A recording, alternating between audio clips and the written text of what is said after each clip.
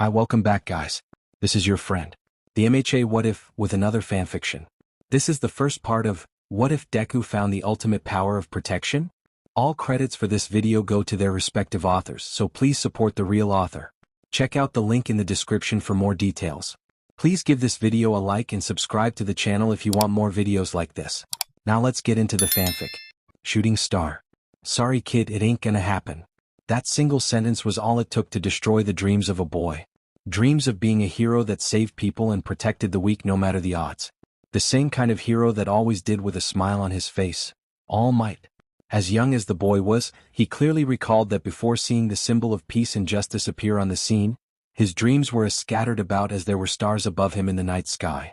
Only when he saw the towering hero and his smile and how effortlessly he saved people did the boy's dream come into focus and the vision of him being the same kind of hero appear in his mind.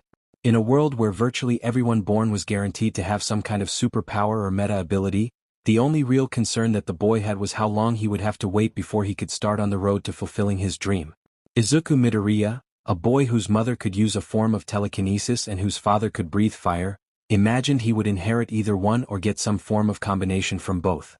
That thought was all he had in his mind the day his mother took him to see a doctor for both a health checkup and quirk evaluation. Then the doctor told him that all the test results came back with one conclusion. That despite having parents who were third-generation quirk users, Izuku Midoriya proved to be the exception of the rule of the world was born quirkless. Even the boy knew that the odds of someone being born quirkless was low even if one parent had only one quirk, and it was next to impossible that two quirk parents would bear a quirkless child. And yet, somehow or other, the doctor told him that he was the exception. Hearing that sentence caused the whole world in Izuku's mind to simply shatter. He was aware that the doctor and his mother were still talking.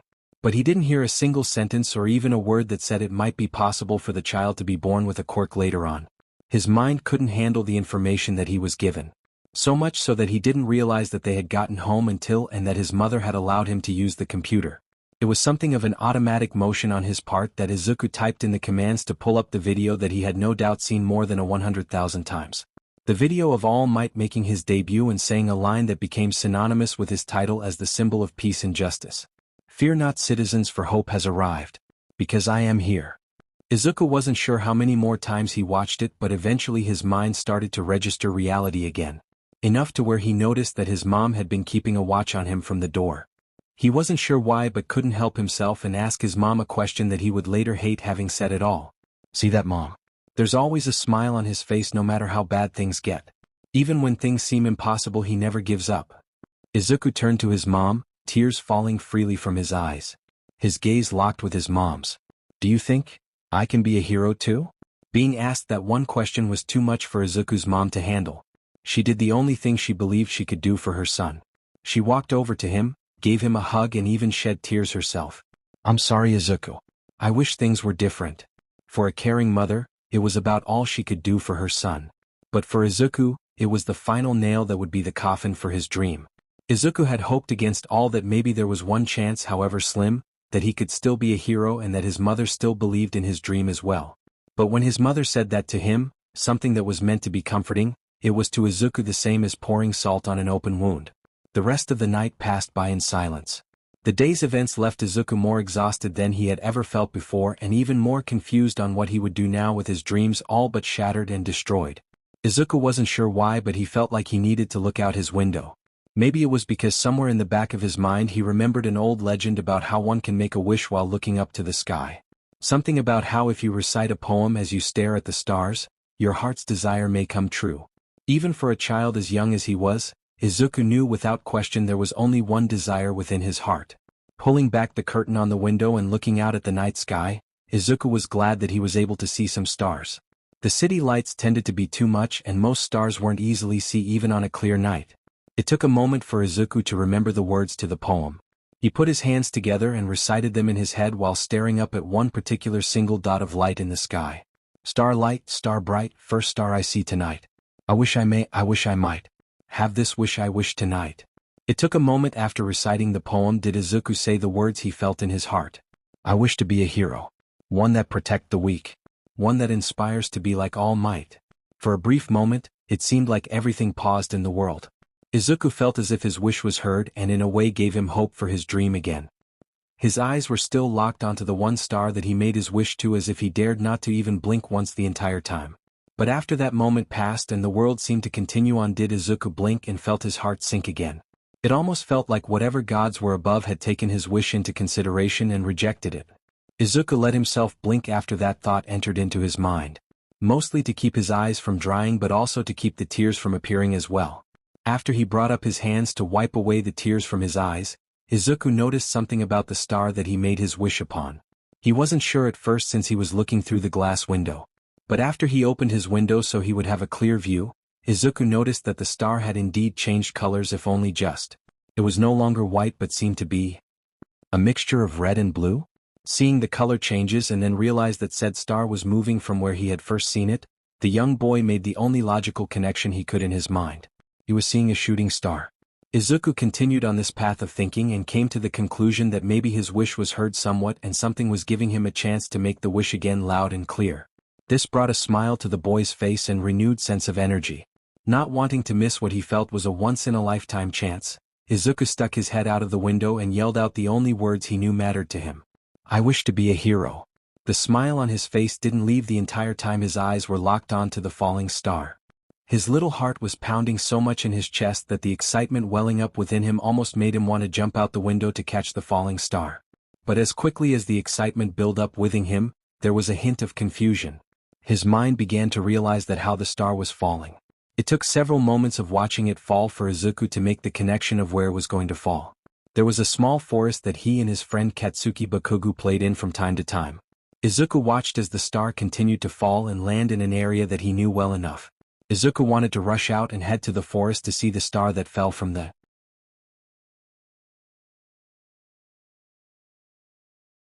sky. He might have done so if it meant dragging his mom out of bed to do so. But when he ran out of his bedroom and go to his mom's room, his hand immediately stopped from grabbing the doorknob because of what he could faintly hear coming from the other side of the door. It was barely audible, but it was clear enough for the boy's ears. His mother was still crying. Izuku felt his heart both calm and then sink when he recognized that his mother was still crying. Probably over the question he had asked of her and how it seemed she knew her answer didn't do anything that could be deemed positive, or at least positive enough. His desire to head out into the forest quickly died at that moment. Izuku had already asked something of his mother and it seemed to be hard to deal with afterwards. Even for a boy, he knew just enough that it wouldn't be right of him to ask anything more of her this night. But his curiosity for wanting to find out what fell into the nearby forest was just strong enough to be present in his mind. Especially come the following morning. The mother and the son had seen the doctor on Saturday, and with today being Sunday, that meant he could at least convince her to just go for a casual stroll into the woods and coincidentally end up in an area of the forest that was ever present in his mind. With the weather being rather nice for the time of the year, Izuku managed to convince his mother that he wanted to take a walk into the forest and he wanted her to come along with him. He said that maybe they just needed to get away from everything, forget what happened yesterday and just move forward with today. To Izuku's mother, Inko, it felt like her son was doing something more mature for his age in response to having his dream being so harshly taken away from him. Maybe she was reading too much into it. Maybe her son was somehow bouncing back better than she expected. Whatever the case may be with Izuku, Inko agreed that maybe taking a walk into the woods for a Sunday activity might be just what they both needed. It was around 10 a.m. when the mother/son duo started their leisurely stroll into the nearby woods. Izuku said that they should just pick a direction and walk until they either reached the other side of the forest or when they got hungry for lunch. Saying the last part with a smile on his face did give some positive feelings within Inko, but also a hint of negative ones as well. There was a part of her that felt that maybe her son was in some kind of denial of what the doctor had told them and was trying to continue on as if nothing had actually changed for him. That his dream of becoming a hero like All Might was still within his grasp as it was before. Inko also felt that maybe there was something else behind the reason why Izuku wanted to do this. Something that was so out of the blue for him might have an actual reason in the end. If that thought hadn't occurred to her, then Inko felt like she would have probably ignored her son's request. A decision she would later be thankful that she never made. The two of them walked hand in hand in silence. A part of Inko grew more worried with each step, since she half expected her son to be chatting up a storm about the things he had often found in the forest. Even as his mother, Ink could tell there was a serious expression on Izuku's face that she hadn't really seen before. Izuku wasn't the kind of child that was determined to do anything with all he had. That was something she had seen in his friend Katsuki Bakugu. Even the boy's mother Mitsuki Bakugu had told Inko that when it came to almost anything, her son would always show a determined expression before actually doing it. Inko considered for a moment that Izuku was probably starting to pick up some traits from his friend and felt a sense of relief that maybe Izuku was becoming determined not to let his new revealed quirkless status hold him back. That did bring something of a smile to her face in regards to her son. Izuku, for his reasons of being quiet, was trying to remember exactly where in the forest that he saw this star land. He knew they were walking in the general direction, but so far, he hadn't seen anything that seemed out of the ordinary. The pair continued to walk for what felt like an hour. Mostly since Izuku's stomach decided to remind both he and Inko that it was getting close to lunchtime, and despite having eaten breakfast, his stomach was a little more on the empty side since he didn't eat anything else yesterday. Inko let out a quiet laugh at the roar of Izuku's stomach, to which he himself even smiled at as well. Before Inko could make the suggestion that it was probably time for them to head back, Izuku stopped in his tracks after noticing something that was really out of place. Inko was curious at what made her son stop and looked in the direction that he himself was looking at and noticed the same scene. There was a tree that looked like it had been split right down the middle. Izuku was the first to run up to it and get a closer look at it. Inko caught up to her son and was wondering why he was interested in a tree in this state. Even Inko knew forest would have a tree that was either too weak or old or any other natural reason and would eventually just fall apart. But upon closer inspection, Inko noticed that the state of the tree didn't hint at anything natural, like it had been cut in half by something bigger than the tree itself. Not only that, but there seemed to be burn marks visible on the tree. Like those areas had only lightly caught fire but not enough to spread and set the whole tree itself on fire. That thought was enough to send a kind of warning in her mind. It's true that there wasn't much of a worry about a villain running around in the area. It was something she never had a doubt in her mind and was sure even Izuku had as well. But what happened yesterday made her consider things she normally never did considered in the slightest. Her mind went to what is probably the worst-case scenario, which in turn made her want to take her son out of the forest as quickly as possible. However, she didn't move fast enough, for her son had already dashed away from her. When she called out for her son to stop running, Inko did notice what was probably the cause for Izuku's movement.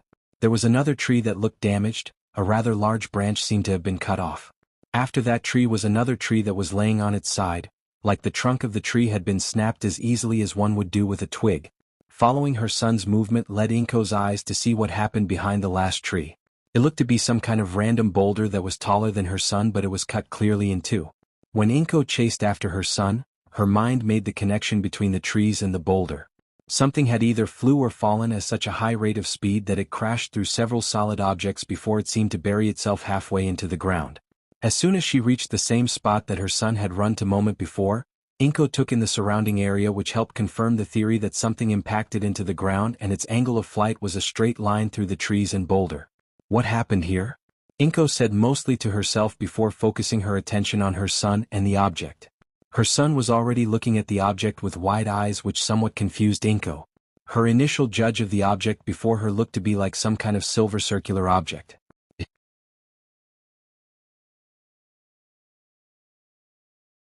Wasn't sure what it was that was on said object, but it seemed to her like they were a pair of straps or buckles. Though she was slightly confused at the sight, Inko did have the idea that maybe this was the reason why her son brought her out here in the first place. She decided to ask her son if that was the reason when she walked over to him. But as she had walked around to see that other side of the object, Inko now had a better understanding why Izuku was staring at it with such wide eyes. The object, even though it was still half buried into the ground, had a very distinct and maybe even recognizable design on this side of it. Red and blue circular stripes and what appeared to be a star in the middle of it. The first thought Inko had at the sight was similar to what Izuku was having at the same time. Whatever this was, there was strong possibility in the mind of a young boy that it once belonged the world's greatest hero. Only Inko considered that idea as a stretch, but she knew her son was probably making the connections in his mind. What she was also thinking about was how did something like this get all the way out here in the middle of the forest? There hadn't been reports of villains attacking the area yesterday, and before they went to the doctor for Izuku's examination, the radio had reported that All Might was virtually on the other side of Japan fighting off several villains that were trying to destroy a seaport for some unspecified reason. It was possible that maybe All Might threw it in that fight so hard that it landed here as a result. Except that theory only worked had All Might started using this item. Even if it was only recently or just a one-time deal, Inko knew her son Izuku would have said something about it before now. About how All Might changed his costume or is using something else when fighting off villains.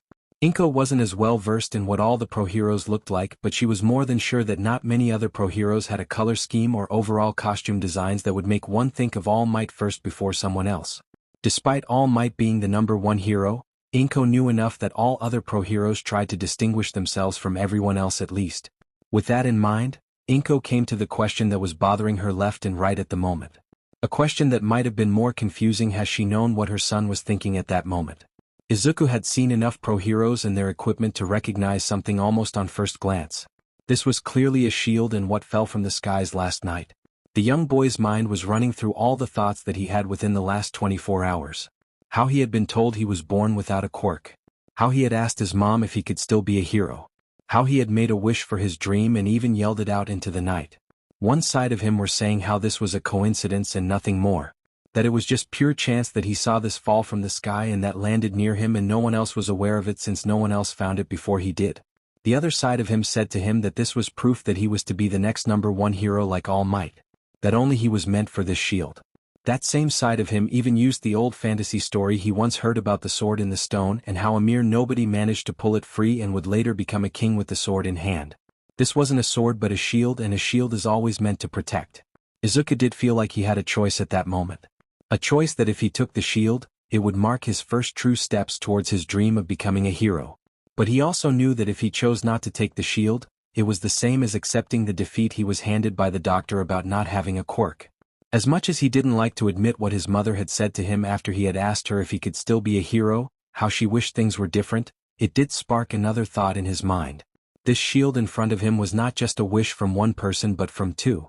That was all Izuku needed in both his young heart and mind to make what he knew would be the most fateful decision he could ever make. Before Inko could ask her son any kind of question about the situation, Izuku had quickly moved to the shield and grabbed onto it as best as he could with his small hands. He was aware that he wasn't all that strong and that the object that was before him probably weighed more than he did times 10. But that wasn't going to stop him in the slightest. In that moment when both hands were on opposite sides of the object, Izuku used all of his strength to pull it out of the ground. Inko saw what her son was doing. She saw clearly that her little boy was doing all he could to pull the shield out of the ground. Inko was actually torn when she realized what, or rather, why her son was using everything he had to pull the object that was half buried out of the ground. She had seen her son be this determined for something once before, and strangely enough it involved All Might merchandise.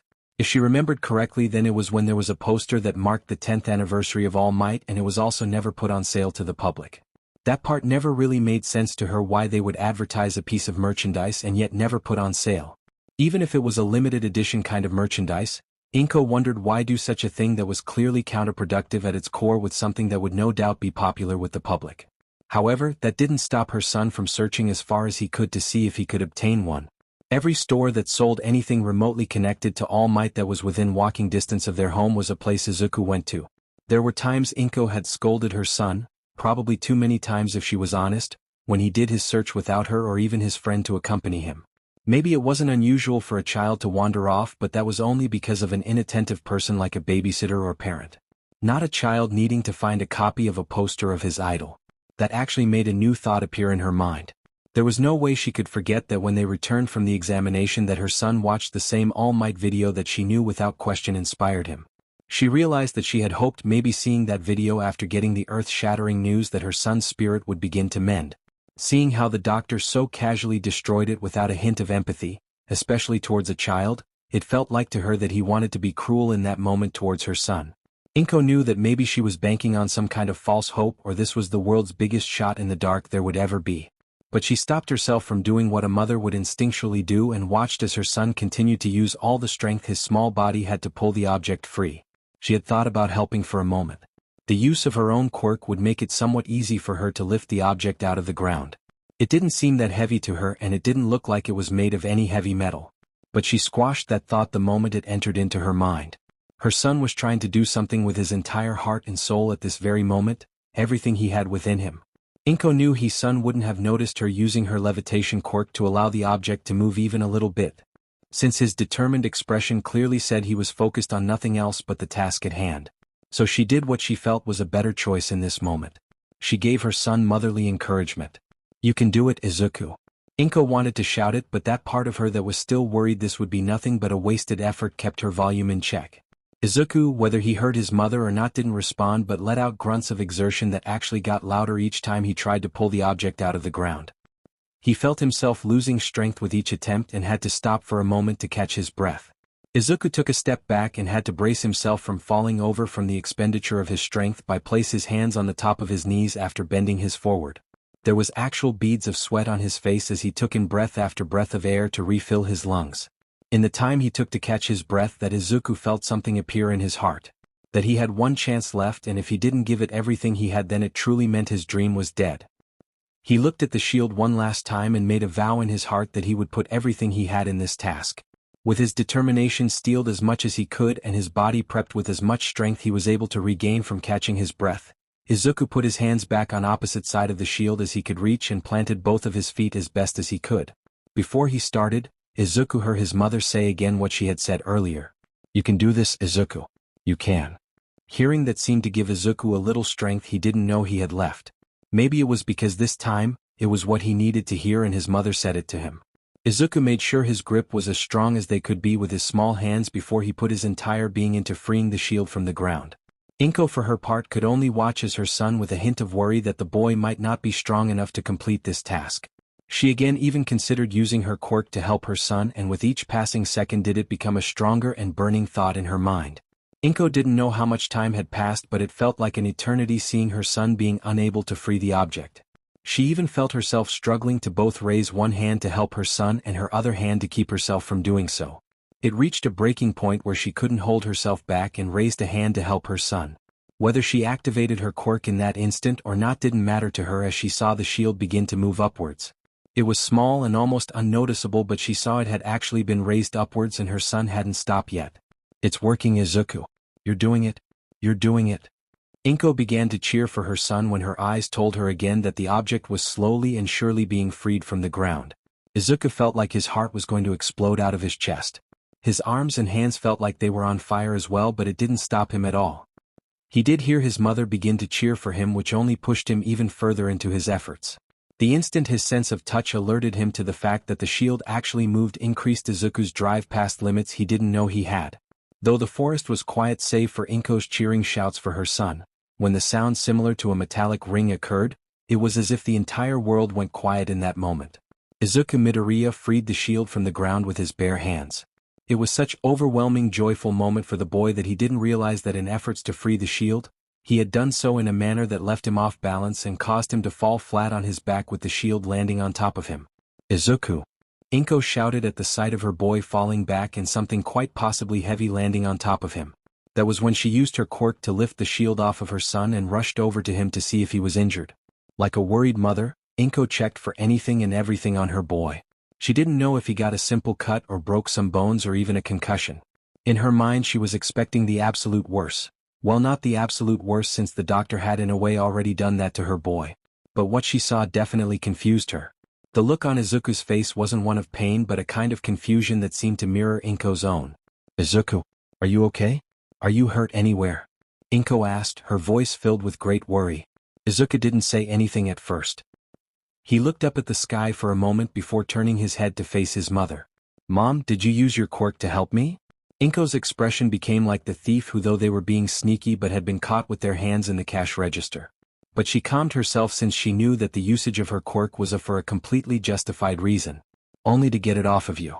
When it landed on top of you, I thought maybe it might be too heavy for you or it might smother you or—" Inko was listing off all the reasons her mother's side could think of after seeing the shield fall onto her son. "But, did you use your quirk when I was trying to pull it out of the ground?" Inko's expression showed she was more genuinely confused than possibly guilty. She did think about telling her son that she had considered it, but her mind stopped in mid-thought, and that was because she didn't acknowledge something that she always noticed when she uses her quirk. Her quirk allows her to levitate small objects, and with given enough will within her, she could move something that might be a little heavy. But it wasn't like she was able to lift the sofa in their home with any ease, and every time she used her quirk, Inko would get a sense as to how heavy the object was to her. In short, if she lifted a tea bag or dinner plate with her quirk, it would feel to her that she was lifting something as heavy as any tea bag or dinner plate. She looked back at the shield that was laying just a meter away from her and her son and realized that even in the heat of the moment, when she used her quirk to move it off of her son, It felt like she had up something that was no heavier than a full garbage bag they throw out or the microwave they have in the kitchen. While on the surface that may not be something worth noting, it was different for Inko since neither a full trash bag or a microwave could crash through several trees and a boulder and remain in one piece. Even to her eyes that Inko saw there was no kind of visible warping, cracks, or even chips along the surface. Now that it was free from the ground, did Inko get a better idea as to how big it was and was almost a meter-sized circular shape. There was no doubt in her mind that what that shield was made of was easily stronger than anything she had ever heard of, and she was relatively positive that there was no metal in the world could be so strong and be so light. "So, did you, Mom? Did you use your quirk?" Izuku asked him more in an earnest tone of voice.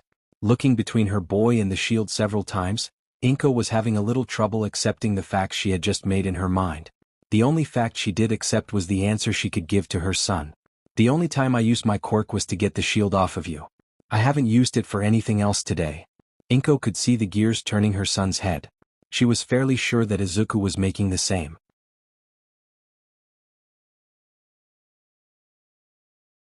conclusions that she had about the shield.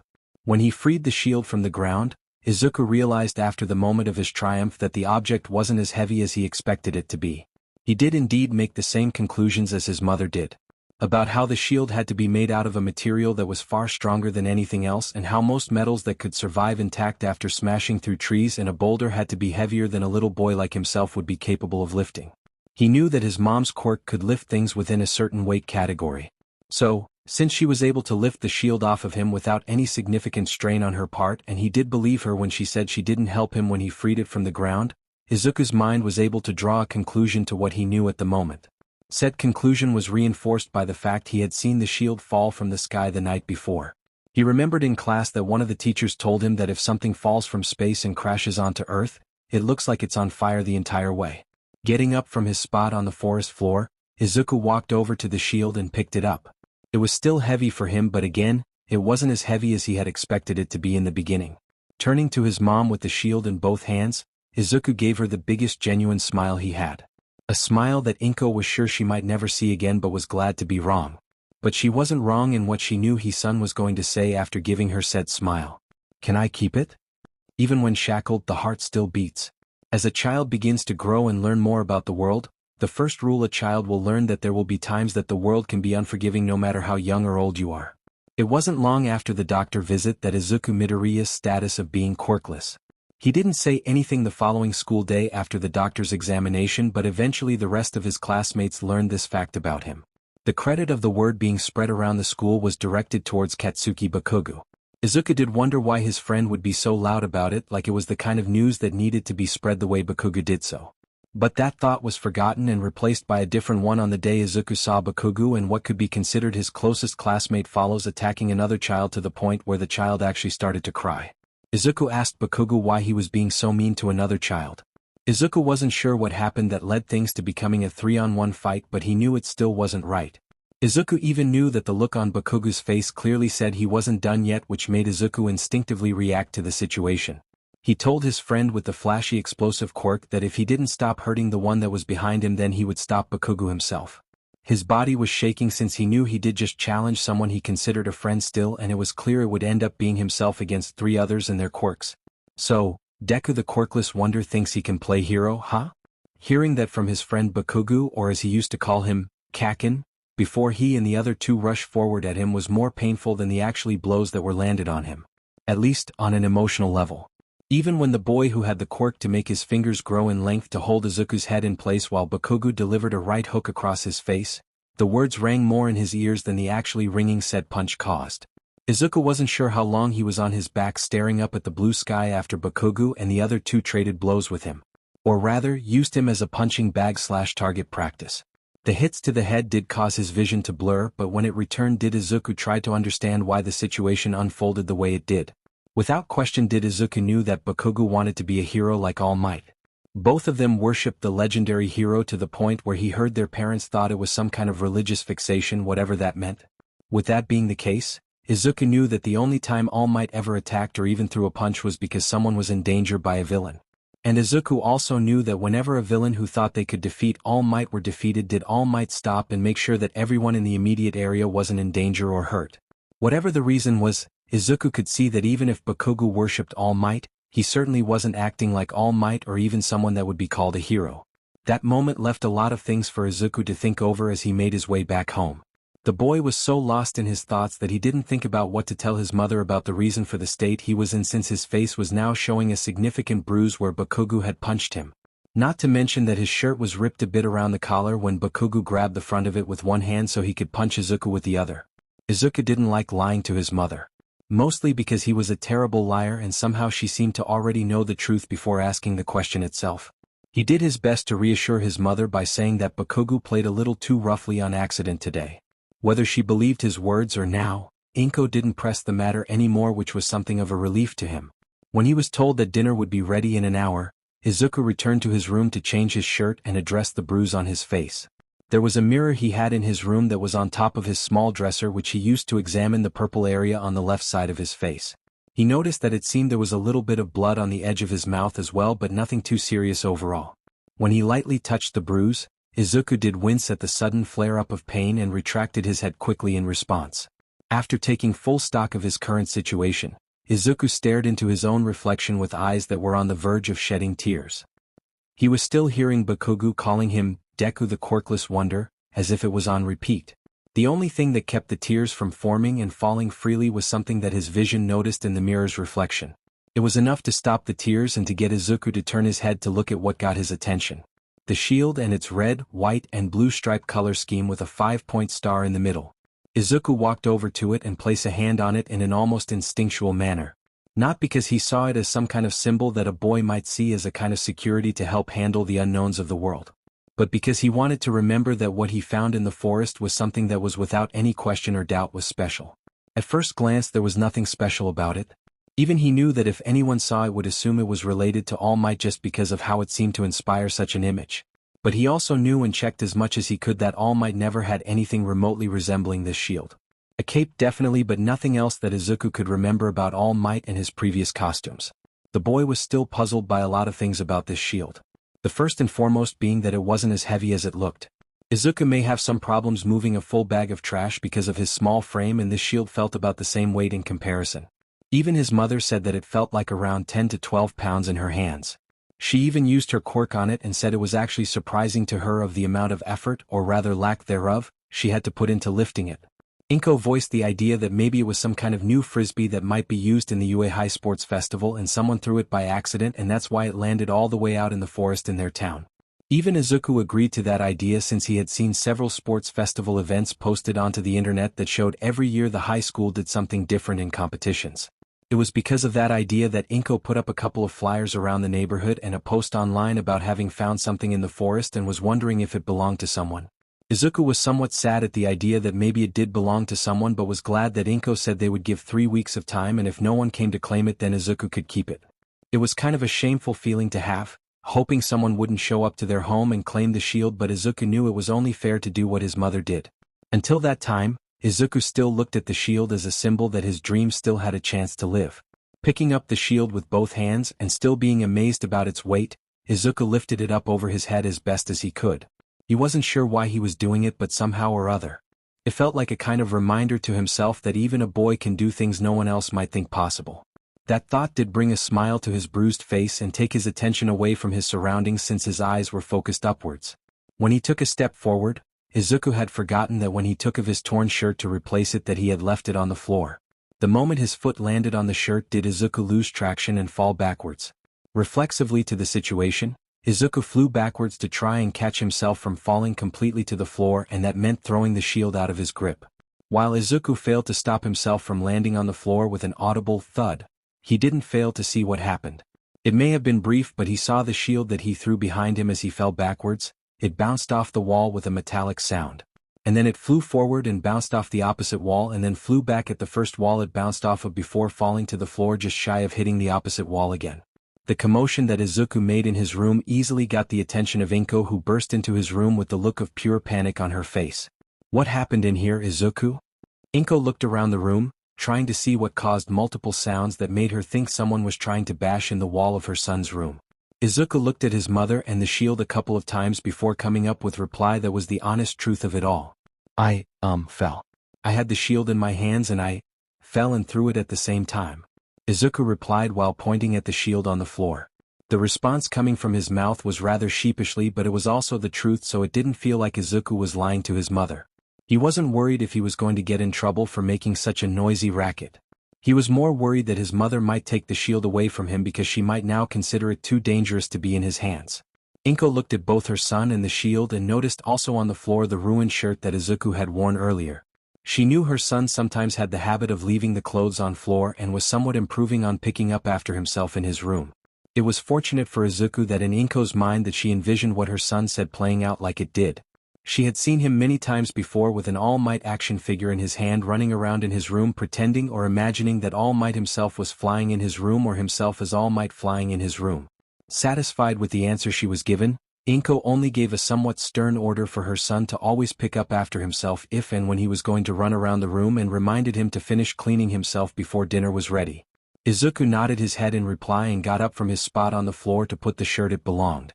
Whether it could be repaired or thrown away was Inko's final decision, but Izuku still threw it in the clothes hamper as he was told. After seeing that, did Inko leave Izuku's room to continue finish making dinner. When Izuku was sure his mother's attention was no longer focused on him, did he look back at the shield. In his mind he replayed over and over what he had seen. Izuku was trying to understand what he saw, to see if it was some kind of trick, since when he fell backwards he did smack the back of his head against ground. But each time he reviewed the memory, what his eyes saw did not lie to him. Somehow the shield did in fact bounce off the two walls on opposite sides of his bedroom. Bouncing off of one wall was a given since he remembered how hard he threw the shield when he fell, but Izuku knew he had nowhere near the kind of strength required to make the shield bounce off two walls that were clearly not next to each other. Then the realization hit him as remembered again when he remembered that after the shield bounced off the wall that was in front of him, that it bounced off the wall behind him a second time. The first thoughts that came to Izuku's mind seemed to contradict what he knew about the world. The only way something can bounce off two walls quickly enough would be if rubber materials like a bouncing ball had been thrown. But the shield was made of out metal with nothing to indicate that anything about it was even remotely made of rubber. The straps that were on the inside of the shield were, which Izuku figured was meant so an arm can be used to support the shield and wear it on the arm at the same time, were certainly not rubber, nor were they what connected with the walls after the shield was thrown. The second thought was that maybe some kind of quirk had been applied to it that changed the metal's properties. That seemed logical to the boy because Izuku had seen several villains that fought All Might did do some things to everyday material like concrete or steel that made them either melt or change forms. There was also that one video Izuku saw where All Might saved a child that fell into a river and his quirk was able to change the property of water into vinegar. Izuku knew that sometimes a kid, one that probably the same age as himself, might not know how to swim all that well. And he doubts swimming in vinegar was the same as swimming in water. That seemed to be the answer the more Izuku thought about it. That maybe somewhere else in the world someone had a quirk that could make anything that was made of metal or had metal properties to it to be the same as throwing a rubber ball around the room. And yet, it also felt wrong. There was a nagging voice in the back of Izuku's mind telling him that the shield was special on its own. No quirk had been used on it ever. Izuku picked up the shield again with his small hands and lifted up enough where it seemed he could faintly see his own reflection in the metallic surface. It wasn't too strange that he could see his face in the 5-point star symbol in the middle of the shield, but it also seemed right to him in some strange way. Izuku thought back to the night before he found the shield, to when he made his wish to the night sky. How he made the wish with all of his heart to be a hero. His heart told him that his wish was heard that night and that this shield that fell from the sky was meant to be used by someone who embodied what it meant to be a hero. For any rational adult, it may have been too much of a leap that Izuku made in his mind that how special this shield was and that somehow it was meant to be with someone special. That conclusion brought a smile to Izuku's face, the kind where a boy isn't just showing his teeth but how much joy something they felt that their mouths were almost fully open because of said smile. Even though his mother did put up notices to see if anyone in the area might be the original owner of the shield in his hands, Izuku was now more sure than ever that this shield was meant for him to use in the road to becoming the next world's greatest hero. It was with some reluctance that Izuku put the shield where it was originally in his room. This time he was making sure that he didn't accidentally throw it and cause his mother to become unnecessarily worried. Well, any more than she probably already was at this point. Izuku walked over to a small desk that was in his room and pulled out a notebook he had been writing it. Since it was in crayon, the writing within was somewhat legible, or at least it was with Izuku. The purpose of this notebook was to record all the information he could get or see about any hero or villain that appeared on the news or on the internet. He had another notebook in the same drawer and its original purpose was to be used when the first notebook was full of all the information that Izuku could write in it. Now this one had a different but no less important purpose. With a nearby red crayon, Izuku wrote on the cover of the notebook, "Plans to become the mightiest pro-hero with a shield." The minute he finished writing what would be on the cover, did Izuku follow up writing within the notebook's pages what he believed to be the necessary steps to realizing the success to the plan. To be the hero he saw within his mind. Even for a 5-year-old, that was a fateful week that would be next to impossible to forget. A week that created a drive within him to do more than he ever thought possible over the next 10 years. Izuku Midoriya became more physically active than he was before or for any child that was his age. Doing just about everything that could increase his strength and endurance in whatever ways he could think of. Even if it meant that in the beginning he could only run at his best speed for less than 30 seconds, that fact told him he wouldn't get better unless he constantly gave it his all each day. Soon enough, when he could run for over 30 seconds without needing to stop and catch his breath, Izuku took that as proof he was getting stronger each day. He also continued his research each day in regards to how to continually develop physically and about the pro-heroes that appeared not to mention anything related to All Might. His mother might have thought it was a tad obsessive, but she felt it was something that her son needed to keep his spirits up. During those years, Inko had some thoughts that she wasn't able to put to rest satisfactorily. She wasn't entirely positive, but she had her suspicions over time that her son was getting into fights either while at school or when he was out of the apartment. Izuku would keep telling her that he might have overdid it with his training, but she recognized burn marks on fabric like shirts or even bare skin. Inko did ask Mitsuki Bakugo if her son Katsuki Bakugo was being cruel to Izuku. Some of the answers she got from Mitsuki weren't all that reassuring, but even Inko could see as one mother to another some issues had arisen with her son over time and she wasn't having much success in addressing them. Whether or not her son and Mitsuki's son were getting into fights was never fully answered, and neither parent heard anything from the school about such things, so both had to go by the assumption that Izuku and Bakugo were still friends. Or at least until clearly proven otherwise. But Izuku took his ordeals and issues with Bakugo as a challenge. When it was made clear the entire school, classmates, teachers and faculty members, were fully aware that he was quirkless, Izuku didn't let the comments and the taunting wear him down. There were days when it was easy to deal with such things and others where it felt like giving up seemed the only course left to him. Especially the times when Bakugo mocked his research into other pro-heroes and told him almost each time that he should just kill himself to spare the world of his quirkless nature. Being told by someone you once considered a friend that your best choice in life is to end it always stung the heart every time you hear the words. But what kept those words from taking root in his heart was reminding himself that he was facing the same kind of challenges that All Might faced. Too many times did villains that stood against the symbol of peace and justice call him practically every kind of insults and profanity known in the world and then some. Never once did the legendary hero let the words cause his ever-present smile to falter even once. No doubt in Izuku's mind that was something of a constant issue that All Might dealt with, and not all of his exploits were followed in great detail.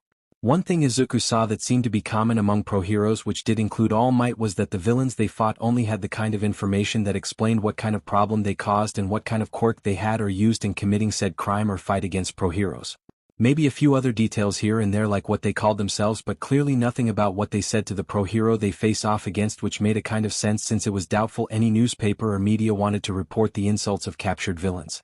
And if All Might had to deal with that and never once let it get to him, then Izuku wasn't going to let what everyone who called him the quirkless wonder get to him either. His mother once told him an old saying about how actions speak louder than words, and if Izuku kept getting up no matter how many times others put him down, that proved to himself he could still be a hero. Even if it meant Bakugo kept knocking him down on an almost daily basis, followed up everyone else at school laughing as he did so and enduring it all. Now 15 years old and in the last year of attending Aldera Junior High, Izuku felt the drive to be a hero more than ever before. It was probably what allowed him to have the extra energy to easily run to school without any heavy breathing. He wasn't running late since he had more than enough time to make it to school. It was part of his ongoing training to keep his body both into shape and increase his physical abilities.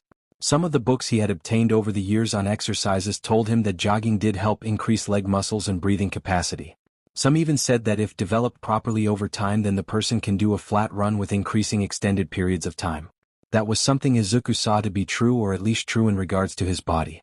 Couple of times when Bakugo and his two faithful followers decided to gang up on him, Izuku managed to outmaneuver them and goaded into chasing him in some of the back alleys. Izuku learned that Bakugo had learned to use his explosive quirk to have a kind of flight capability if directed properly, and the one whose quirk allowed him to have bat-like wings which could achieve flight made them both rather solid tests in seeing how fast Izuku could run. It was easy to outrun the one who could fly with his bat-like wings, since it seemed he either never thought about developing them more or had no drive to do so. But Izuku learned early that Bakugo also took Izuku's runs as a kind of training for him and his quirk as well. There were a few times Bakugo caught up to him, but the rest of the time Izuku managed to outrun or outmaneuver him by using his surroundings to his advantage. Each time that happened, Bakugo would use the following day to let off some new insults to either put Izuku down more or remind Izuku that someone with a quirk is just better than 100 people without a quirk. That increased his drive to be a hero all the more. Just seeing Bakugo getting better on his own just told Izuku he couldn't slack off even for a moment. And that also meant learning new ways to become better both physically and mentally. While the jogging to school increased his body strength, what happened before him was what he used as a means to increase his mental abilities and comprehension. It was something of a common scene that could happen at any given moment. Someone who clearly had a rather impressive quirk was going out of his, or her, since sometimes looks alone couldn't tell you if they were male or female. Way to make a mess of things. At a train station that was above the streets, Izuku could see what looked like someone who resembled a kind of shark but was clearly 3 times the height of a person, roaring like a wild animal and causing destruction by flailing his or hers arms around. The police were keeping people from getting too close, and Izuku overheard someone talking in the crowd that the person causing the destruction in public had tried to steal some woman's purse. Izuku agreed when he heard someone said it was an idiotic move to make in both broad daylight and during the time when a lot of people were on the streets. The odds were good that a pro-hero would on patrol at this point of time during the day, and said pro-hero would catch this criminal almost immediately. That was when Izuku saw something move just outside the corner of his eye. Looking up, he smiled when he recognized the pro-hero Kamui Woods. Izuku had heard this new pro-hero had just come onto the scene recently, but word on all the internet sites was that he was making a name for himself at a rather fast pace. Always on hand was a notebook for recording pro-hero information, because he felt that at any given moment something new or someone new would appear and the information would prove beneficial later on, and Izuku felt that this was the best time to see and record what Kamui Woods can do for himself. Watching how the pro-hero moved around using his quirk, Izuku could tell that his movements were well polished and honed. A sign that this one knew what he could do with his quirk. Izuku wasn't sure how long the fight between the giant villain and Kamui Woods had been going on, but he also noticed other pro-heroes appeared. When the villain knocked over some high-tension power lines trying to take a swipe at Kamui Woods, another pro-hero by the name Death Arms came rushing in to catch the large metal framework of the power lines before impacted on the ground using his super strength quirk. It wasn't rare that multiple pro-heroes would appear at a scene like this, just more information for Izuku to write down in his notebook. But what was rare was a teenager writing in a notebook and muttering himself about what he was seeing in front of him. Among a crowd of people that was staring at the fight between 2 quirk users, Izuku seemed to stand out the most to a man that's standing next to him. Writing down what's going on in a fight and smiling while muttering, "Gotta say that makes you a most unique fanboy I've ever seen." Izuku turned towards the man and gave a sheepish smile as a response. It wasn't like there was anything wrong with being a fan of pro-heroes. Not to mention there was a group of girls that was also watching the fight were all calling out how much they love Kamui Woods. It's one thing to see a hero in action on the TV or internet video. It's a whole other and better thing to see them in action like this. Izuku couldn't really keep his excitement in check as he watched Kamui Woods dodge 2 more attacks with the villain yelling at him that they'll break them to bits. The man only gave a smile in response as he returned his attention to the fight as well. When it became clear that Kamui Woods was getting ready to end the fight, Izuku felt his heart race a little more in excitement since he would get to see the specialty attack, the preemptive binding lacquered chain prison. "Take him on, tree man," yelled out the man standing next to Izuku. Izuku was entirely focused on what Kamui Woods was preparing to do that he didn't notice something else until he heard a female voice yell out, "Canyon Cannon." Izuku turned his attention to what he couldn't believe he didn't see coming, but another pro-hero, a blonde woman and a giant one at that, come flying into the fight and connecting a powerful kick strike to the villain's head. That alone ended the fight, but Izuku was more surprised that the woman, who was clearly bigger than the villain, appeared out of nowhere. Sneak attacks to end a fight weren't necessarily a bad thing for pro-heroes to do, but, seriously, Izuku was asking himself, where did she come from? "Today's my debut. Pleased to meet you all. You can call me Lady," the woman pro-hero said while striking a pose that even Izuku knew was to get a certain kind of response from at least the male side of the crowd. Even the voice she spoke in definitely had some undertones to it.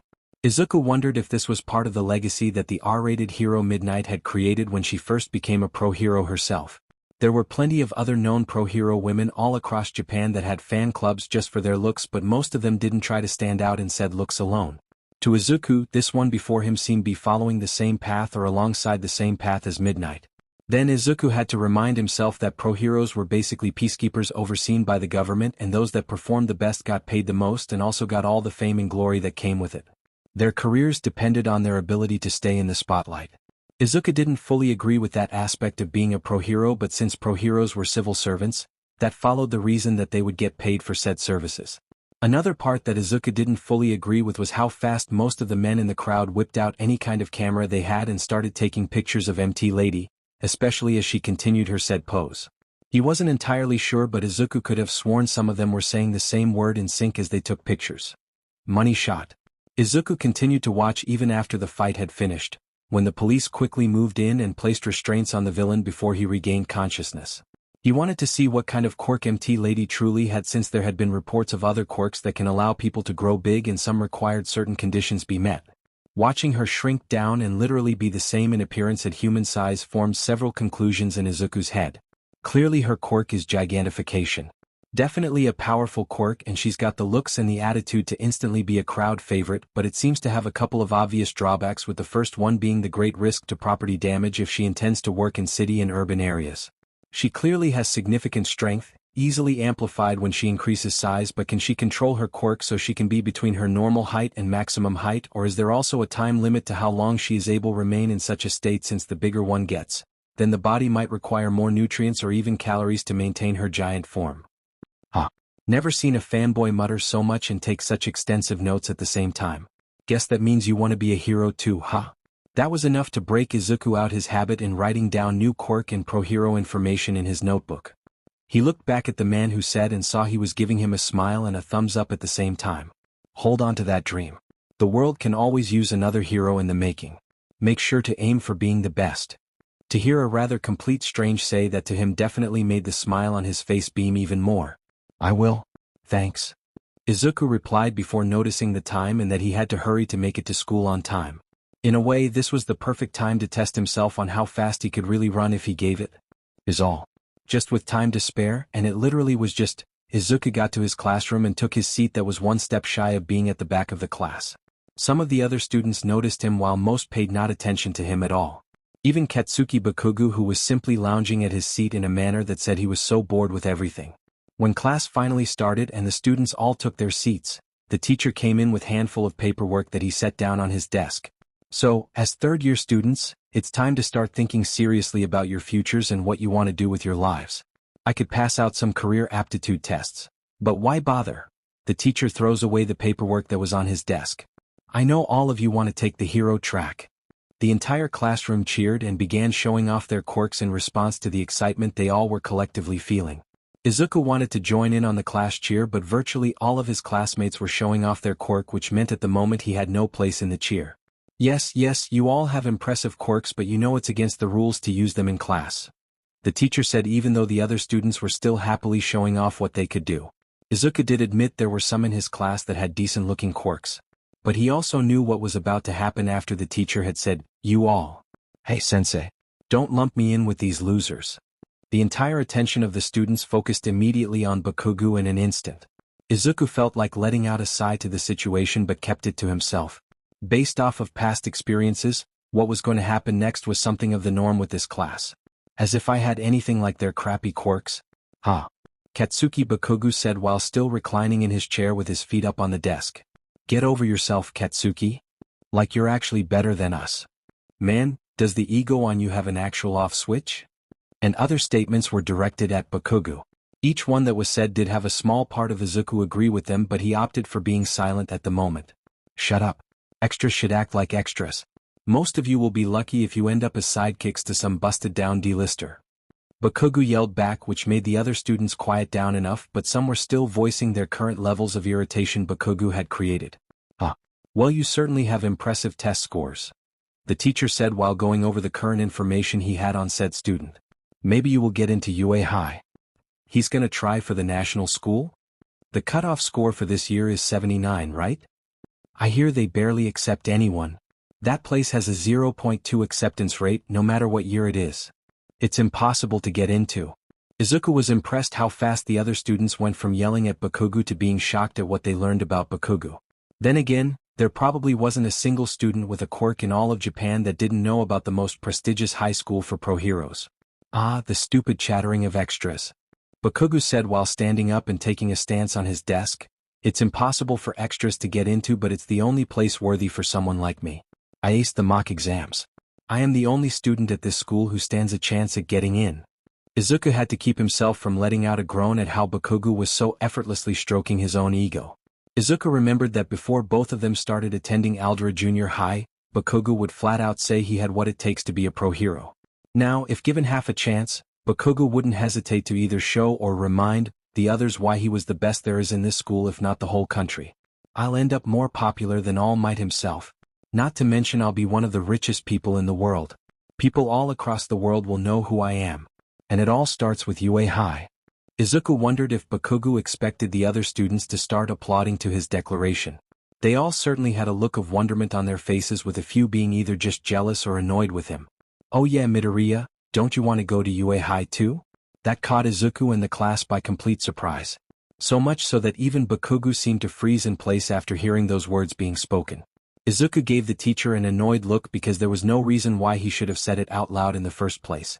Then again, being the quirkless wonder of Aldera Junior High, being mocked for wanting to be a hero seemed to be synonymous with his name, and most of the teachers either did so to be cruel or didn't think they were being cruel. Like reminding the students there was an actual quirkless person in the same class as them and not caring if it creates a bullseye on him or not. All the students turned their attention from Bakugo to Izuku at that moment before all of them uproariously laugh at him. Izuku was used to the mocking by his fellow classmates, but it didn't sting any less each time they did it. You're kidding, right? There's no way you're getting into the hero course without a quirk. Good grades alone won't get you in, you know that. You hit your head or something, because that sounds like the worst kind of fever dream to have. You can't get into a school meant to train those with quirks if you don't have a quirk yourself. Izuku stood up from his desk to address his fellow classmates. Actually, they got rid of that rule. Without question, getting in would be a challenge for anyone, but I could be the first one to pass the entrance exam who doesn't have a quirk. Izuku was more than prepared for more mocking, but he didn't expect Bakugo to react too explosively to what he had just said by slamming his hand onto Izuku's desk and causing a strong enough explosion to knock Izuku backwards. Listen up, Deku. You're even worse than the rest of these damn rejects, you quirkless wannabe. You really think they would let someone like you into their program when they could have me? Bakugo yelled out at Izuku, with some significant smoke coming from the hand he used to create said explosion. Izuku shot a glance at the teacher and noticed he didn't show any signs of surprise at what Bakugo had just done. The teacher had just reminded all the students just minutes before about there were rules against using quirks on school grounds, and Bakugo's quirk was easily a dangerous one that hurt someone even if the hot-tempered teenager didn't mean it. And being sent flying out of his chair as a result of using said quirk was definitely the intent on Bakugo's part, and there was no way the teacher didn't miss that. Another sad example in Izuku's view that not only is everybody not born as equals, but some don't even care for equality later on in their years. Looking back at Bakugo, Izuku saw the anger on his face and his hand raised in the air like he was getting ready to use it to unleash another explosion on him. There was some nervousness in him at this moment, but he knew it was better to stand up than stay on the ground, which was something Bakugo seemed to do what he could to remind Izuku that was his constant position in life. If you think I'm competing with you, you're wrong. I've wanted to be a hero ever since I was little. I may not have a quirk, but that doesn't mean I can't try my hardest. Just as any pro hero does. Izuku's words were honest. And yet somehow it seemed to annoy Bakugo even more. With both of his hands out in the open, Bakugo glared at Izuku with smoke emanating off of each hand, like a sign that his personal patience and temperament were burning away. You never be able to hang with the best of the best. You die in the entrance exam alone. Then a rather harsh smile appeared on his face before he spoke again. Defenseless Izuku. The school's already crappy and you really want to embarrass it more by failing so hard? Think about it, what you just said. You said you're gonna take the entrance exam just to try? What can you even do? It actually pained Izuku that he didn't have an answer for Bakugo. The only answer anyone in the class wanted to hear was the kind that had the term quirk in it. The entire classroom was quiet for about a minute before the teacher reminded everyone that they should be focused on their academic studies and leave at the mocking they wanted to do to Izuku for after school. Bakugo let out a harumph when that was said and returned to his seat after shooting one more glare at Izuku. When Izuku returned to his desk, he noticed something about the surface of it that confirmed a suspicion he had for the longest time, and Bakugo's explosive quirk uncovered it when he slammed his hand on the surface. So far each year in Aldera Junior High, the desk that was assigned to Izuku would inevitably have someone etch or scratch words into it. Works that called him everything in between quirkless and loser. He made mention to the teacher about it a couple of times and managed to convince him using the excuse of damaged school property in order to get a new desk. But as he thought, the only thing the school actually did was paint over the surface. A practical means of fixing a problem, but it also reminded him that even if he didn't see it, he was still being mocked because of being quirkless. The rest of the school day continued on after that. It wasn't as if they all forgot what was said or rather yelled out by Bakugo, but when the end of the day school bell finally rung, it seemed most of them were in a hurry to be somewhere else than at school. Izuku didn't pay much mind to the others leaving, but he found it rather strange that Bakugo and his two followers decided to stick around until it was only the four of them left in the classroom. Izuku was in the middle of gathering his things into his backpack when Bakugo walked up to him. His eyes seemed to convey the message that he was bored at the moment, but there were hints of anger within too. Most first-string heroes show their potential early on. People just look at them and know they're destined for greatness. Bakugo said when he knew Izuku had focused his attention on him. Make no mistake, Deku, that when I'm the only student from this garbage junior high to get into UA, people will start talking about me like that. They'll realize I'm legit, the next big thing. Bakugo showed off a smug smile before he finished saying what was on his mind. That's not ego talking, I just know I'm that good. Izuku could have sworn that he heard one of the other two behind Bakugo say the word ego, right after Bakugo himself said that he wasn't speaking from his ego. If he hadn't heard that, then Izuku would have stopped Bakugo from reaching into his backpack and removed the notebook he had been writing in, the one he used when he saw Kamui Woods and MT Lady. Give that back. Izuku tried to reach out to grab it, but Bakugo smacked his hand away while holding the notebook as if he just picked up a piece of trash. You're still taking notes on pro heroes? Bakugo looked at the notebook with growing disgust before he looked at Izuku. Consider this a favor I'm doing for a worthless nobody like you, Deku.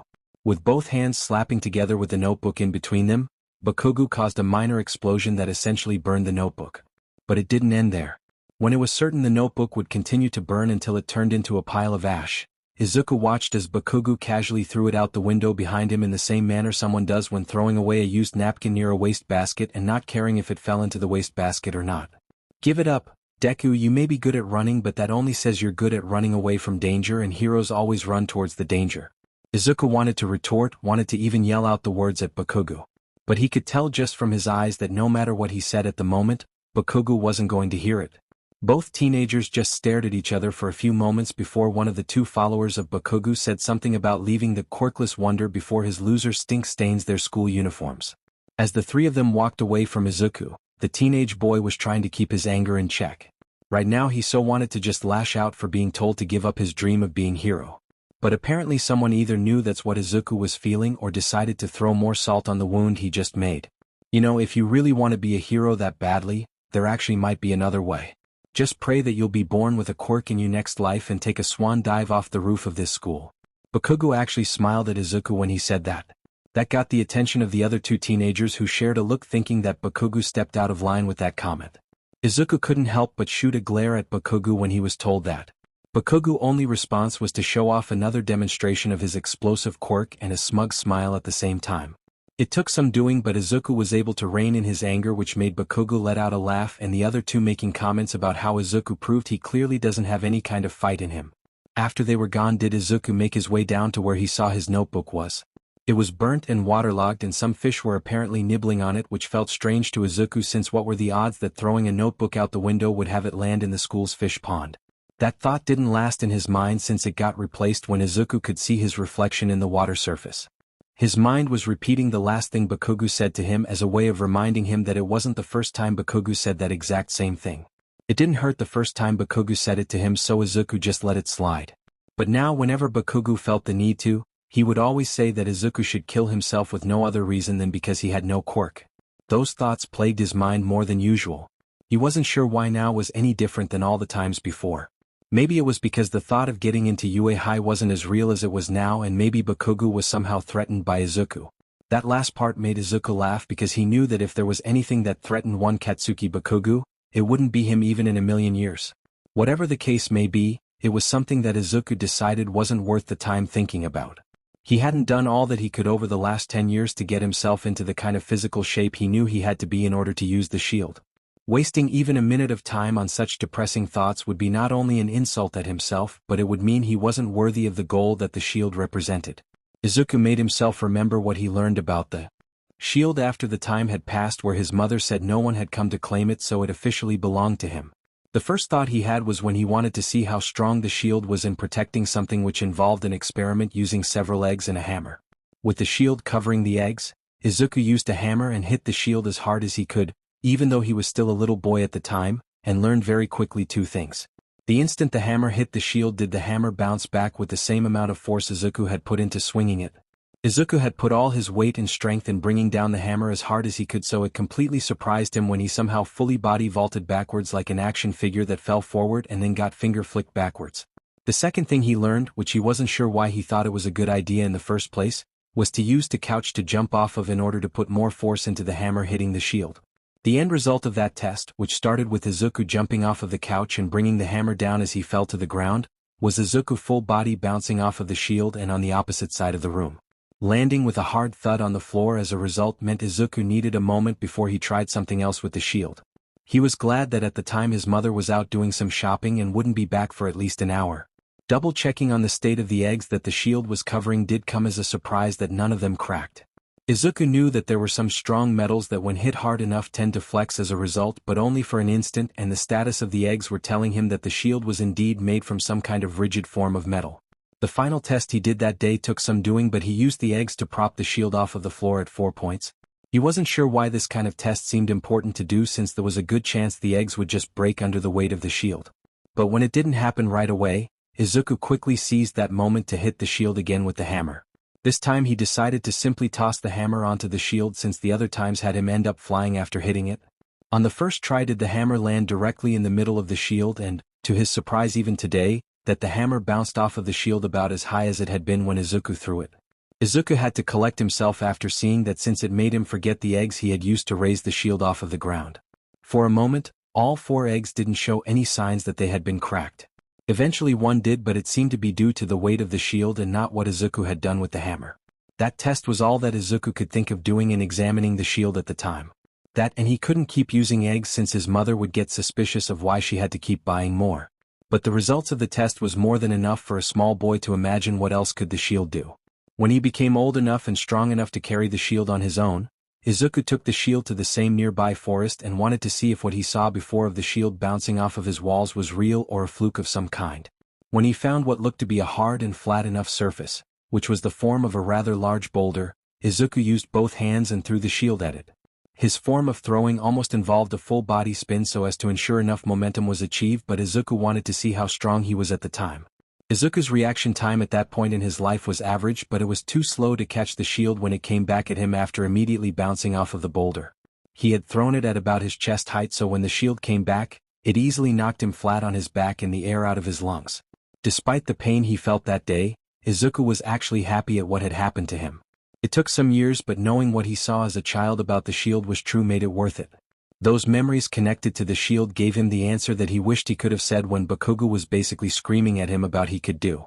With a smile on his face as inspired by his idol All Might and the shield by his side, Izuku Midoriya would become a hero in his own right. Some would say that he was actively denying reality with such thoughts and dreams. But Izuku would tell them that once upon a time what happened daily world wasn't that of a comic book as it is now. A kind of rule that Izuku would later realize that he shouldn't have forgotten, since on his way home he decided to take a different route that cut through a park which had a small tunnel that went under the park.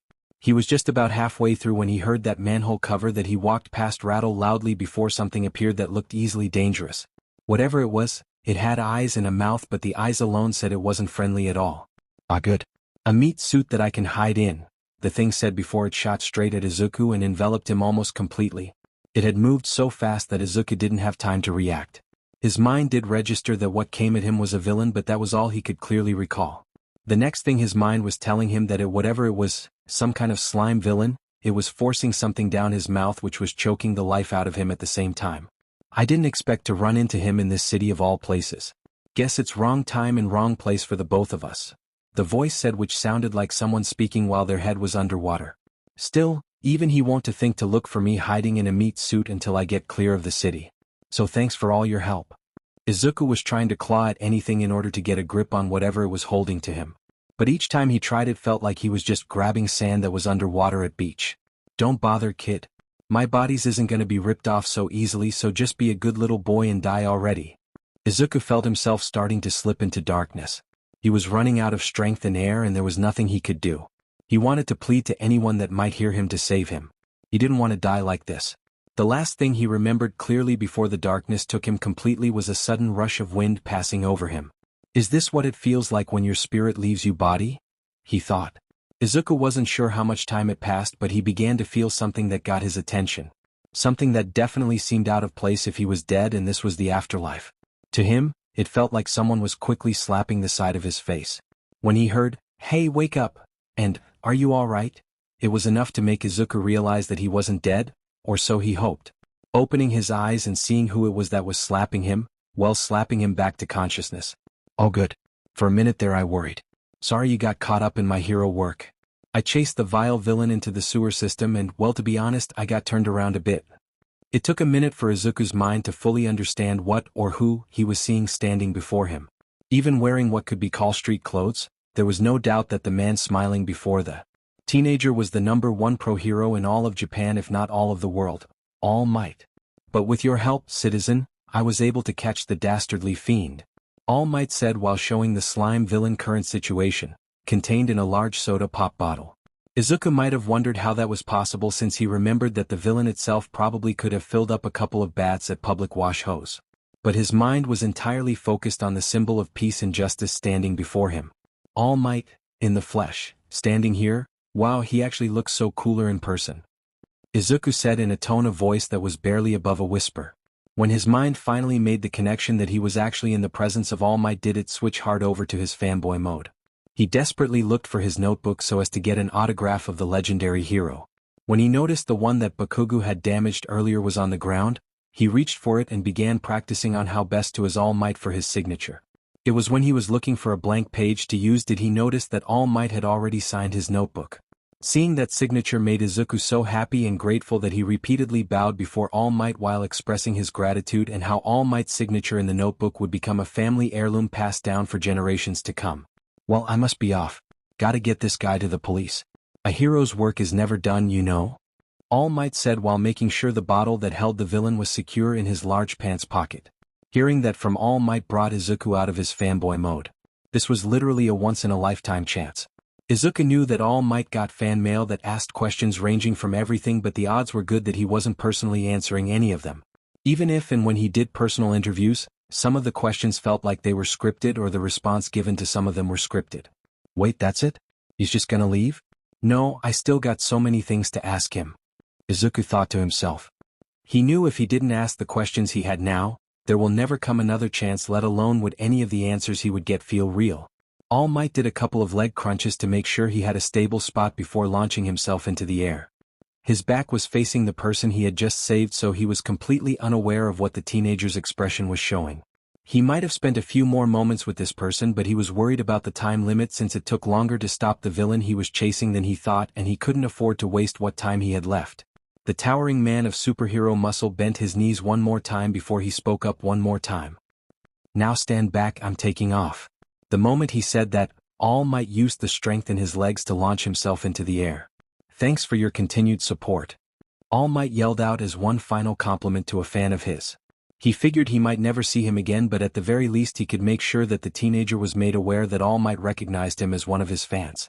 Being a pro-hero meant getting a fan base the longer you're in this line of work, and after a couple of decades, All Might was sure if taking count of his fans, it would probably be close to the combined population of 3 cities in Japan at least. About several seconds into his flight, All Might noticed something was off since it seemed he wasn't going as fast through the air as he expected. That was when he noticed some extra weight on one of his legs. When he looked back to see what it was, to say he was caught by complete surprise would have been an understatement. Wrapped tightly around his left leg was the same teenager he had just saved. Hey, what are you doing? All Might yelled out while trying to free himself from the teenager's grip. Let go already. I love my fans, but this is too much. Wait, don't. If I let go right now, I'll fall and die. All Might stopped in his attempt to break the teenager's grip on his leg after realizing something that was so obvious. Oh, that's a good point. Looking back at the teenager's face, All Might had to restrain a laugh at seeing how flying through the air as they were was somehow causing the teenager's face to make comical shapes.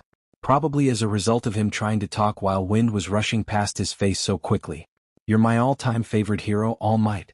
There is so many things I want to ask of you." All right. Just close your eyes and keep your mouth shut." All Might replied while taking a hold of one of the teenager's arm to make sure he didn't suddenly let go while they were still in flight. He looked forward as he gauged as best as he could where he would land safely. At the same time, he suppressed a cough using his right hand but felt something leave the over of his mouth. He didn't have to see it was a drop of his own blood leaving his mouth because the sensation of it alone was more than enough to tell him about his worries for his time limit was justified. Shit. Gotta land fast. All Might thought to himself before finding a suitable rooftop that he could aim for as a landing spot. It was a bit tricky of a landing, especially making sure the extra weight on his leg didn't take of the impact upon landing. When he was sure that the teenager was still alright, well as alright as someone who was claiming that they just saw their life flash before their eyes, All Might decided he had wasted more than enough time. That was a rather foolish thing you did. All Might didn't like to scold people, much less a fan of his, but something had to be said for the teenager's actions.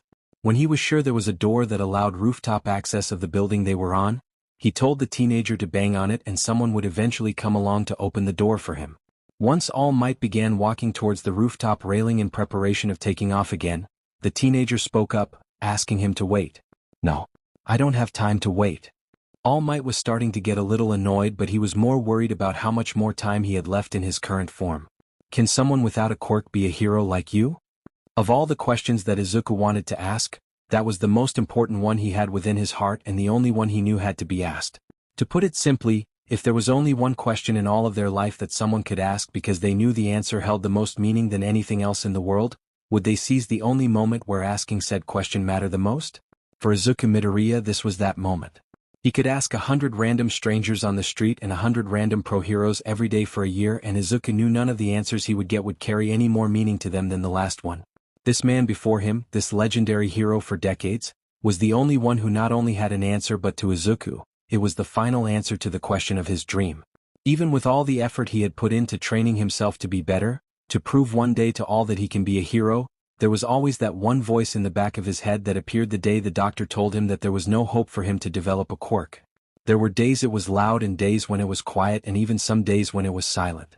But now in the presence of the #1 pro-hero of Japan, the voice was practically screaming in his head that Izuku saw what it took to be a hero, and no matter what he does that he will never have anything close to what he needs to be even half the kind of hero All Might is. For All Might, there was some questions he was expecting to be asked. Some were a common theme among his fans, others were uncommon, and some were just downright weird in his view.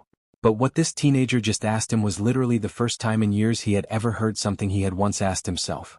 A lot of painful memories came flooding into his mind as a result, which made All Might stood still in place. It may have seemed like he was waiting for the teenager to clarify what his question meant, so Izuku decided to help All Might understand his question by explaining a little history behind it. "Because I don't have a quirk, well, maybe that's not the only reason. But I've always been picked on." Izuku wanted to say everything but decided against it. He knew he had to say what he felt mattered the most to his question. Maybe that's why, I think saving people is just about the coolest thing someone can do." All Might did hear what the teenager said after he reined in his memories and thought about what he was being asked. "Without a quirk, you say?" All Might looked back at the teenager and noticed he was fidgeting with his thumbs and his gaze was turned away from him. He decided to tell the fanboy what he felt was the honest answer to the question, but was stopped when he felt his body suddenly become weak and steam started to emanate all around him. The time limit had been reached and there was nothing he could do to stop what happened as a result of it. "They say no one can be a hero without a quirk, but I think they're wrong." Izuku, whose gaze was still directed away from where he knew All Might was standing, inhaled some extra air to ask again the only question he had within his heart. "Without a quirk, can I still become a hero?"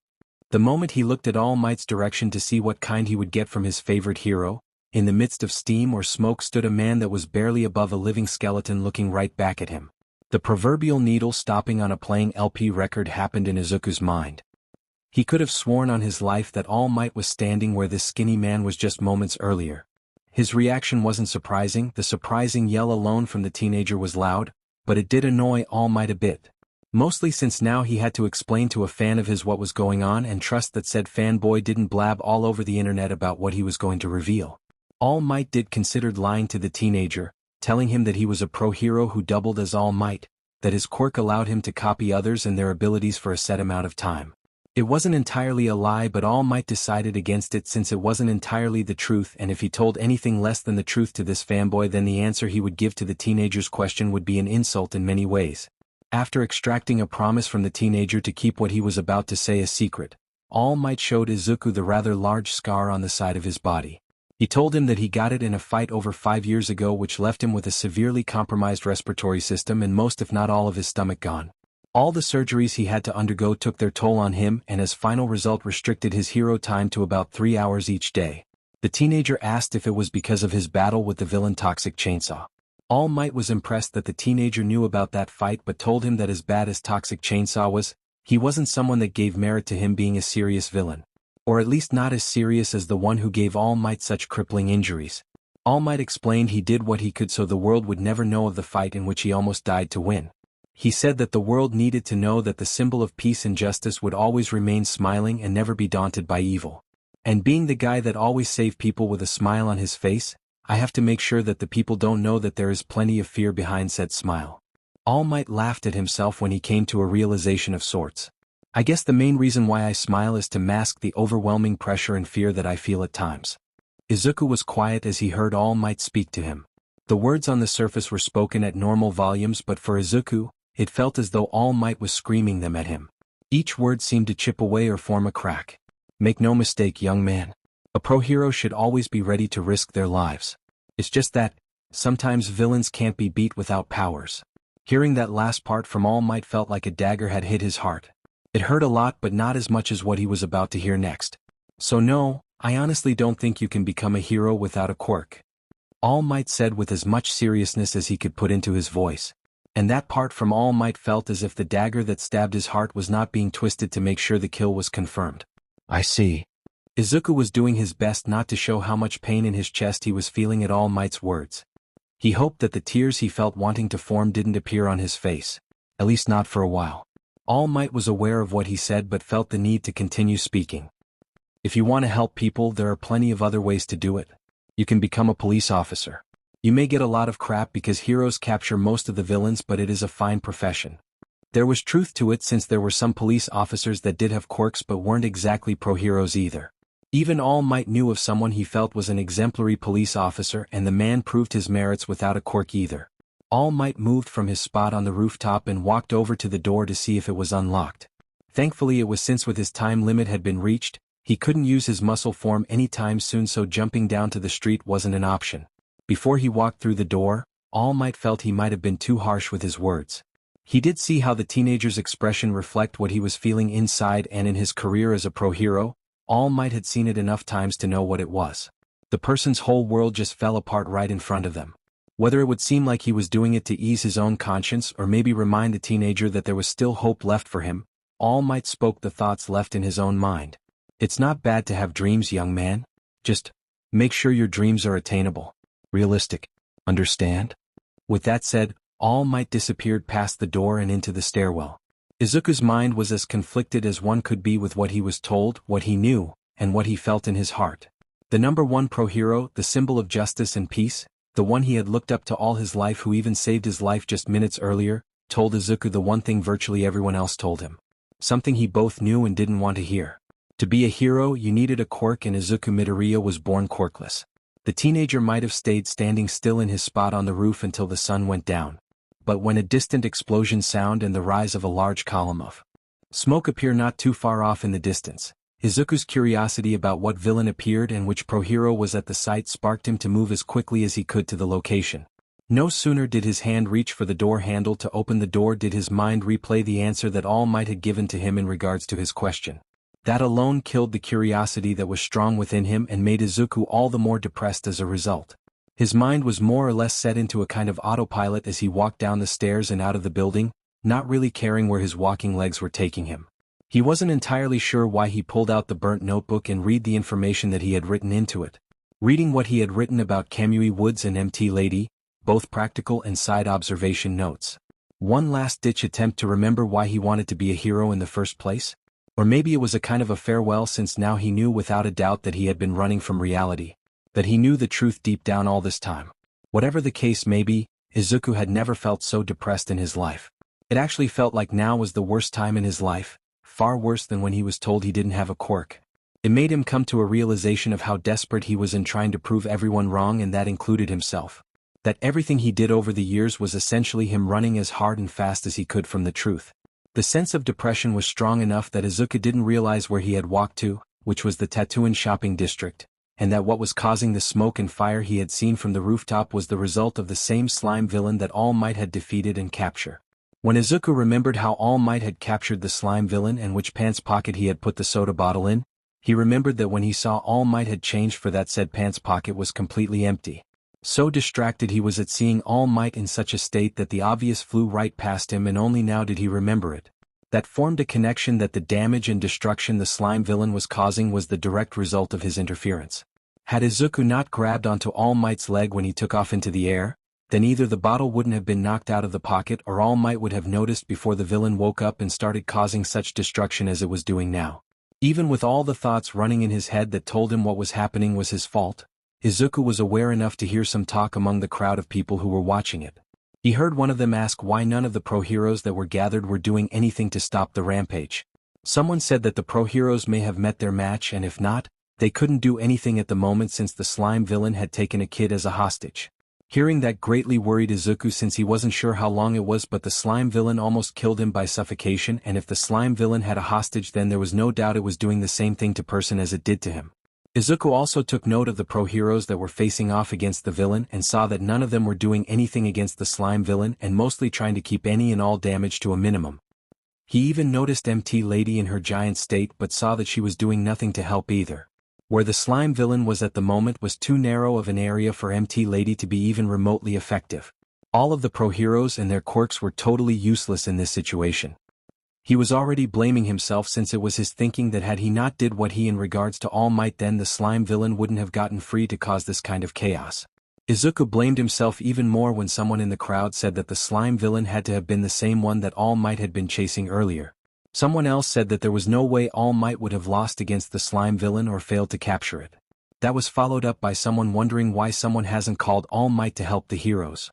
It was clear that no one at the scene knew that All Might, that the time limit he told Izuku, had been reached, and because of Izuku, he wouldn't able to stop the slime villain, much less save the hostage it had taken. It was all his fault that this happened. That was what he was telling himself over and over in his mind. Someone will come and help save the day. I'm sure. Someone, a real hero, will come soon, Izuku told himself. He kept repeating that in his head until he had a clear view of who the slime monster had taken hostage. Without question did Izuku Midoriya see the panicking face of Katsuki Bakugo half submerged within the slime villain. The moment he recognized what, or rather who he saw, Izuku felt his entire mind go blank. Nothing else existed around him at that moment. What happened next wasn't a conscious decision on Izuku's part. His body moved faster than it ever had before. He ran past the crowd and the pro-heroes so quickly that they only managed to register someone was running directly at the slime villain. Unbeknownst to Izuku, All Might was at the scene as well and was in the middle of yelling at himself for how much of a failure he was in being unable to do something that all pro-heroes were supposed to do without question. He almost missed the sight of the fanboy that asked him earlier if he could still be a hero without a quirk, run directly at the slime villain with a purpose. The sight also showed All Might that all the other pro-heroes that the teenager ran past did nothing, stand still at the sight themselves. "Stop, you idiot. You're gonna get yourself killed." All Might heard the pro-hero Death Arms yell out after the kid, but his entire focus was on what was happening.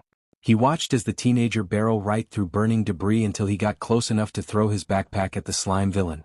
Whatever the contents that were in the backpack, something caused the slime villain to react in reflex manner, and the reason was clear. His body was maybe a semi-liquid form, but his eyes were more vulnerable than the rest of him.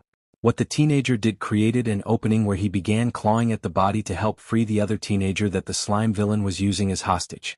In that moment, that very sight before him, All Might realized that he was right in calling himself pathetic. Even more so when he heard the teenager say something that drove that point straight home. "I couldn't just stand there and watch you die." That was what All Might needed to remind himself that he had to do something, no matter the cost. Forcing himself to transform caused a lot of pain, but he powered through it and made his move just as the slime villain recovered and was going to strike down the teenager in the next few seconds. The crash of the slime villain's attack against All Might's arm was indeed strong since it sent out a shockwave that sent some of the burning debris on the ground flying. I really am pathetic. Izuku had braced himself for the attack, but seeing that All Might blocked it and then hearing what he said about being pathetic caused more confusion than reassurance at what was happening in front of him. I told you the traits that make a great champion, but I see now I wasn't living up to my own ideals, All Might said before, knocking the slime villain's arm away and then reaching forward to grab a hold of the hostage and pulling him free. Pros are always risking their lives. That's the true test of a hero. With Bakugo freed, the slime villain cursed All Might and tried one last desperate attack to kill him. But All Might was already making his next move by throwing a specialty punch of his called Detroit Smash. The force from the punch was more than enough to blow apart the slime villain in an instant, and resulting gusting winds were a little too much for Bakugo and Izuku to handle, as both were unconscious. While ending the fight against such an opponent was indeed impressive, All Might unwittingly added more to his fame and legend, since his Detroit Smash actually caused the blue skies above them to change over to a sudden downpour. Even the gathered pro heroes were impressed, with some speculating that All Might caused the impromptu storm to put out all the fires that were still going on in this part of the shopping district at the same time. When the rain stopped and all bits of the slime villain had been gathered up by the pro heroes took their time in chewing out Izuku for his reckless behavior while praising Bakugo for his bravery. All Might got caught by the reporters that seemed to appear out of nowhere and began asking him for any and all details about what happened. After the pro heroes felt like they had made sure they had gotten their point across to Izuku, did they let him go. Izuku noticed that a couple of the other pro heroes were still giving their praise to Bakugo, with some saying that they would be happy to have him as a sidekick if and when he turns pro himself. Izuku laughed at the sight but paid no more attention to it when he started walking home. He knew he was going to get chewed out some more when he got home. Being late getting home from school would be the first reason, but considering that the reporters were already spreading word of All Might's latest work as the #1 pro hero, and probably making mention about how 2 junior high school students got caught up in it, Izuku could already hear his mother yelling at him that his hobby of recording information on pro heroes and villains didn't mean he had to get up close in person to the point where his life was actually in danger. He was in the middle of his thoughts at how best to apologize to All Might. He figured it'd be best to do so on his fan website, but he knew he would have to keep some of the details that All Might told him a secret. It was at that moment he heard an all too familiar voice coming up from behind him. Deku. Turning around and seeing Bakugo was in a full-run sprint towards him, Izuku's curiosity was piqued at the moment. Bakugo knew where Izuku lived, but to the best of his knowledge, this was probably the first time in years that Izuku had ever seen Bakugo on this block of the suburban area. When he got within about 10 meters from him, and after taking a breath from his hard running, Bakugo leveled his gaze at Izuku before he spoke. I never asked you to save me. As if you could. Well, I could have beaten him myself. Saying Izuku was puzzled at the words being yelled at him by Bakugo was a clear understatement. How dare a quirkless failure like you pity me? Trying to win me over? Don't you dare mock me. Then it hit him. Izuku saw that Bakugo's ego was hurting and it needed a reminder of sorts. Because Bakugo had always gone out of his way to remind Izuku that the world didn't accept quirkless people, Bakugo had also made sure to establish that his quirk alone was unbeatable. And if that was the case, if it was indisputable inside of Bakugo's mind, then the fact he couldn't easily free himself from the slime villain introduced a fact Bakugo couldn't readily accept. You're just some quirkless failure that won't even cut it as a rent-a-cop. You didn't help me. You did nothing, so don't think you can look down upon me.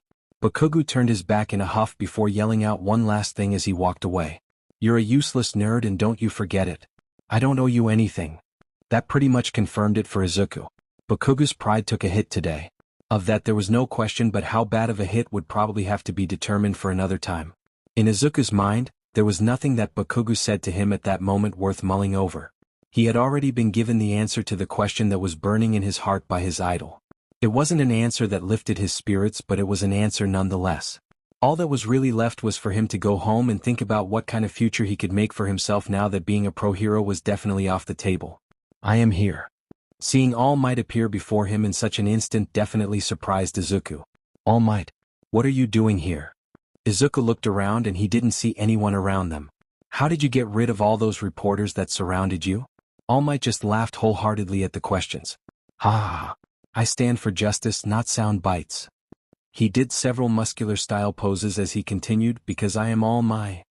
Seeing him change back into his skinny form and spewing up blood at the same instant was a very distressing sight. After getting his hacking cough under control and wiping off the excess blood from his mouth, All Might spoke up but in a tone of voice that clearly hinted at someone having expended a lot of their energy and need some time to recharge. Young man, I came here to thank you. And also to discuss your question from earlier. Izuku was puzzled by that. He was sure All Might had given him his answer at least. If you hadn't told me about your life, no, if you hadn't run into that fight, I would have been a worthless bystander watching from the crowd, so thanks. Izuku felt the need to apologize after hearing that. He told All Might that it was his fault to begin with since he basically got in the way of All Might's hero work. Izuku said it was solely on him that All Might wasted his energy and time, which he felt was what led to the slime villain being free and causing chaos. I'm not done. When All Might said that, Izuku stopped dead in his apology and looked at his idol as he continued. You told me you didn't have a power. So when I saw this quirkless boy try to save a life, it inspired me to act too. All Might said and noticed how he now had the teenager's complete and undivided attention. There are stories about every hero about how they became great. Most of them have one thing in common. Their bodies moved before they had a chance to think, almost on their own. Izuku wasn't sure, but for some reason it felt like his heart was starting to hurt. A kind of pain he never felt before and would later find the words to explain what it was. It was the pain that comes after having a part of you being shackled down with weights is finally freed. His idol was saying the words that he had been waiting his whole life to hear in earnest. And today that's what happened to you. All Might watched as his words caused the teenager to start having tears fill his eyes and his body fall down to his knees. He knew he wasn't causing him any kind of pain. All Might knew he was saying exactly what this teenager had been waiting his whole life to hear and decided to make it clear that indeed the words were spoken to him. Young man, you too can become a hero. Izuku Midoriya had thought that the kind of training he had put himself through was difficult.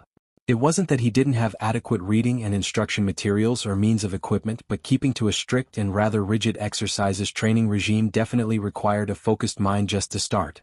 That was what he thought was always the hardest part until 3 weeks ago. When All Might told him that he was deemed worthy of inheriting a power, a quirk that he said could be transferred from person to person, Izuku had no idea what was in store for him nor the difference from being chosen worthy of a gift to being made ready to accept said gift. For the last 3 weeks at Dagoba Municipal Beach Park, All Might had Izuku cleaning up a rather large section of the beach as a means of training his body. While it was difficult, Izuku quickly learned several things about what All Might wanted him to do. The primary goal was to use time before the entrance exam to UA High to get in much better physical shape than he was now. All Might said that he had expected Izuku to be a skinny fanboy, but maybe it would work in his favor since he was more athletic than a typical junior high school student was.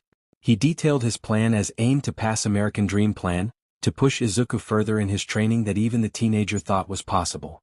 The secondary goal seemed to be a reminder of sorts. In cleaning up the beach, All Might wanted to instill the lesson that being a pro hero wasn't always about catching flashy villains. He said that in the early days of being a pro hero, there was times that they would do work for the community. Most considered the work to be too beneath them, but All Might said that being a hero also carried the dangers of allowing the celebrity status to go their heads. He said he had seen too many promising pro heroes fully commit themselves to being just that, but after a few victories or celebrated accomplishments did they adopt the thinking that they were a better tier of pro heroes than others. Izuku understood that premise, but the one thing he had constantly on his mind each time he came out to the beach to start working on removing the trash was how some of the items actually made here. Izuku knew that the current of the ocean tended to carry some garbage to this from time to time, but even he knew there was no way the ocean washed up things like oil drums, multiple shoe lockers, and a 2-person delivery vehicle. The teenager was starting to suspect that All Might was bringing in some extra items when he wasn't looking. This beach may have been turned into some kind of unofficial dumping site, but no way would some of these items that Izuku moved wouldn't get the notice of the police. Garbage was one thing to find at the beach, like used food containers and the like, but there were whole appliances he was moving. Seriously, how did anyone not notice? After pushing that thought out of his mind, a kind of morning ritual of sorts before started his efforts to clean up the beach, Izuku noticed that All Might was surrounded by some fans despite the fact that sun hadn't even begun to rise in the distance. That wasn't too surprising since it was the weekend and usually All Might spent more time with Izuku on the weekend in supervising the efforts of his training. It was rather inevitable that some of the people that walked by would notice a certain famous person had been spending more time in one location and get the idea said famous person would show up again. Izuku decided against asking All Might on what he wanted to start off with on the beach as part of his training. The teenager had figured out beforehand that when moving things it was best to use what he could carry with one arm first. Any more than that and he knew he burned through his stamina too fast and it'd make the rest of the exercise more challenging than it should be. Alright, time to get started. Izuku thought to himself, an extra bit of encouragement in handling another long day of training/garbage removal. The first pieces of garbage that Izuku moved were, unsurprisingly in his view, were several tires. They looked about the same size as all the ones he had moved over the last 3 weeks, and he wanted to gauge the progression of his strength overall since he had a clear memory of how much strength he used in the beginning. Izuku wasn't trying to show off or anything by when he able to carry 2 tires at once. It was a clear sign that he had been getting stronger, which did help his confidence since he did have a nagging thought that maybe all this hard work wasn't having positive results after 3 weeks. Izuku wasn't expecting to have a muscular form like All Might after all this time. He just wanted to know if this was proving to be worth it, and it was. After retrieving another set of tires and carrying both of them to the pickup site, Izuku was actually starting to feel little more positive in regards to such hellish training. "Hello. I know you're out there. Can I get a little help?" That got Izuku's attention the moment he heard it. He looked around to see who might have been calling for help, but there was no one near him. Izuku could see that All Might was still conversing with his fans. That gave Izuku the thought that if All Might heard it, then he would have immediately moved to answer the call for help. The teenager did consider maybe he heard it wrong, like one of the fans yelled it out to get a video recording of All Might saying a catchphrase and showing his smile. But that thought was destroyed when he heard pounding coming from one of the bigger appliances. It looked like it was a fridge, maybe for a large home or maybe even for a restaurant. Regardless, Izuku could see the door showing signs of impacts being made against it, and judging from the sounds in sight, it was being hit from the inside. Hello? Someone in there?" Izuku said while walking up to the appliance. "Yes, I'm in here. I'm stuck," the voice, though faint, called back while banging more intently on the door from the inside. Hearing that someone was inside got Izuku to act. He first tried the handle of the door, but it broke off after he put in more effort than it was designed to handle. He then tried to wedge his fingertips in enough to help at least crack the door open enough, but that didn't work either. That was when he knew he needed a tool and saw some debris to the side that looked to be like metal pipes. Izuku had to basically rip one metal pipe out of the pile in order to use it, but he was glad to see that one of the ends was shaped like the tip of a crowbar. "Hang on. Gonna try something." Izuku yelled out to give reassurance to the person trapped inside. "Please hurry. Been in here too long already." It took 3 strikes with the metal pole, but Izuku managed to wedge it just right so it created a crack within the door seal. Using it like a lever did Izuku push down on the metal pipe with all of his strength. It took a moment, but it was enough to cause the door to fling open loudly and for Izuku to fall flat on his back since he didn't brace his footing properly to keep such a thing from happening. But he got back on his feet as quickly as he could and checked to see if the person that was inside the appliance needed any more help. The person that came out had one thing that distinctly stood out about them. Izuku had seen people with pink hair before, but seeing this shade of pink was rather new to him. Not only that, and after recognizing that it was a girl who looked to about his age, she had eyes that were definitely unique to say the least. She also had a pair of rather odd yet intricate-looking goggles on her head. "Few thanks. Don't know how much longer I would have lasted in there," the girl said after getting out of the refrigerator. "Guess it's true about the old saying of don't play around in junkyards or the junkyard will eat you." Huh. Izuku wasn't sure if the girl was being serious or just making light of her previous situation. Besides, he never heard of that saying in his life before. "Oh, just something my dad told me. Since I tend to go scrounging for parts, he always warned me that I was too carefree and didn't keep an eye on my surroundings," the pink-haired girl replied while dusting herself off and checking to see if she had any injuries or her clothes were torn anywhere. "I always thought he was trying to be ironic when he said that, but now I can't say that anymore." Izuku was glad that the girl before him seemed to be safe, but he was slightly confused at the moment too. All Might had said that no one came to this beach for some time because of all the garbage, and if they did come, it certainly wasn't for the garbage, or at least that's what he thought. After she finished checking herself over and dusting herself off, the girl turned her attention to the one that saved her. Nothing about him seemed to stick out in her view. Not his messy greenish-black hair or the light freckles on his face, but his eyes, which were a shade of green she rarely saw, at least as a person's iris color. "My name's May Hatsum. And who's the name of the one who got me out of that refrigerator trap?" Midoriya. Izuku Midoriya." He couldn't help his voice from having a hint of nervousness in it. This was, to his memory, the first time he was actually talking to a girl. May gave Izuku a once-over, looking up and down his physical features. There was just something about him that she could swear screamed unique, but at the same time he was about as plain and average as he looked. Even with her quirk that allowed her to see several kilometers into the distance was giving her the same contradictory information. While May was examining Izuku, he was doing so in return. The girl's eyes and headgear did stand out, but what created some more questions for him was when he saw what looked like a tool belt around her waist. Surely she didn't come here to repair some of these items, did she? Well, thanks again for the save. Wouldn't have happened if the fridge didn't slide on me, Mei said while returning her attention back to the appliance that she was recently trapped inside. Slide? How did it? Izuku hadn't really talked to a girl before, so it was only through his curiosity that he was making conversation. I was trying to get the motor that this fridge uses to keep things inside cool. One look at it and I knew right away that the motor was in good shape. But how this fridge was built made it so that the motor itself was in and out of the main unit. Mei answered while making her way up to the top of the tilted-over refrigerator and began removing the screws that held the motor on top in place. I undid the parts that were connecting from inside. I must have shifted the weight around too much and made the door slam shut on me. Izuku watched as the pink-haired teenage girl worked fast in removing the last of the bolts and screws that held the motor in place. He watched as she placed both hands on each side of the motor and began to pull on it. Her first couple of tries ended in failure, but her third try, which had her fully standing on top of the tilted refrigerator, was a success. So much so that Mei lost her balance once the motor was freed from the appliance and she fell backwards while letting out a surprise yelp. It would have been bad since the garbage behind her had a lot of solid shapes to them and some said shapes had some points as well. She definitely was going to injure herself the moment she landed on her back. But the hero that saved her from being imprisoned in the refrigerator managed to save her again by catching in time. Mei was confused that the pain she was expecting didn't happen when she felt herself no longer falling. Even more confused that she was now being carried in a bridal fashion with the motor still in her hands. She looked at the boy that caught her and realized that he was able to hold her and the motor's combined weight. His overall physique wasn't the kind that said he was strong, but the fact he was carrying her and the motor without much issue clearly said otherwise. "You alright?" Izuku asked before moving from the spot on the debris pile to a safe spot on the beach with the girl in his arms. When he was sure that they were clear from anything sharp or troublesome objects, Izuku set her down in a manner so that her feet touched the ground first. Yeah. Mei wasn't completely shocked at what happened. More like she finally figured out what it was about this person in front of her that seemed to tell her there was more to him than anyone would see at first glance. "Gotta say, you are definitely stronger than you look." Izuku couldn't help but rub the back of his head and give a rather sheepish-looking smile for his initial response. "Well, that's because I've been training to get stronger, and part of my training has been, I'm training at the same time I'm helping to clean up this beach." Hearing that answered a question that Mei had for some time. "Oh, so you're doing it?"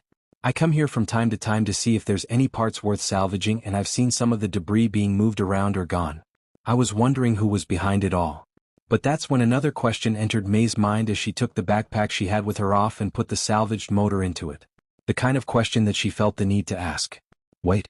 You're telling me you're the only one doing it? If you said you're helping to clean, why don't I see anyone else helping you now?"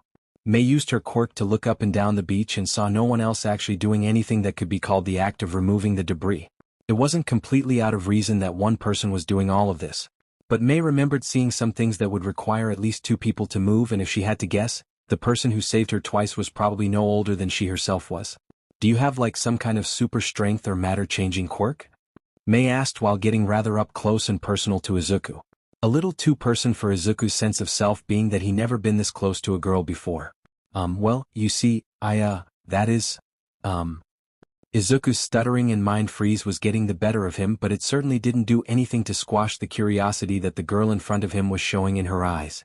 Mei definitely became more curious about this person with each passing second because of the idea that entered into her mind.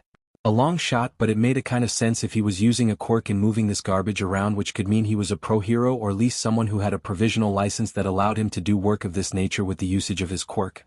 Mei's dream of inventing all kinds of gear that she called her super cute babies for pro heroes, while a dream of inventing everything that appeared in her imagination at least, did require some steps for her to take, and one of them was securing a kind of backing once she got into UA High. She wasn't going to try for the entrance exam for the hero course but for the support course with UA High, and what was required for passing that entrance exam was exceptional grades along with ingenuity and imagination.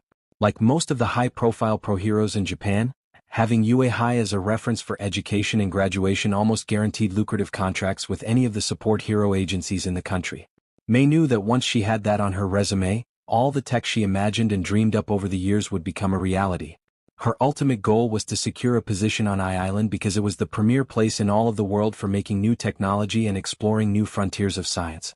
Mei was actually having a hard time keeping her giddiness in check since it seemed like pure chance she ran into someone that might actually help her get one step close to what she wanted to achieve. Izuku took in a deep breath to steady himself, which was a challenge in of itself, before he properly responded to the girl that was staring so intently into his own eyes. I'm not actually using, my quirk for this. This is preparation for getting ready to take the entrance exam to UA High. Wow, really? You're gonna apply to UA too? Mei wasn't disappointed when she heard Izuku say what he was actually doing. It was still an opportunity of sorts that could help her, and if she did it right, could help him as well. I'm applying to UA High too. What course are you getting ready for? The hero course. Actually, yeah. I plan to take in less than 10 months.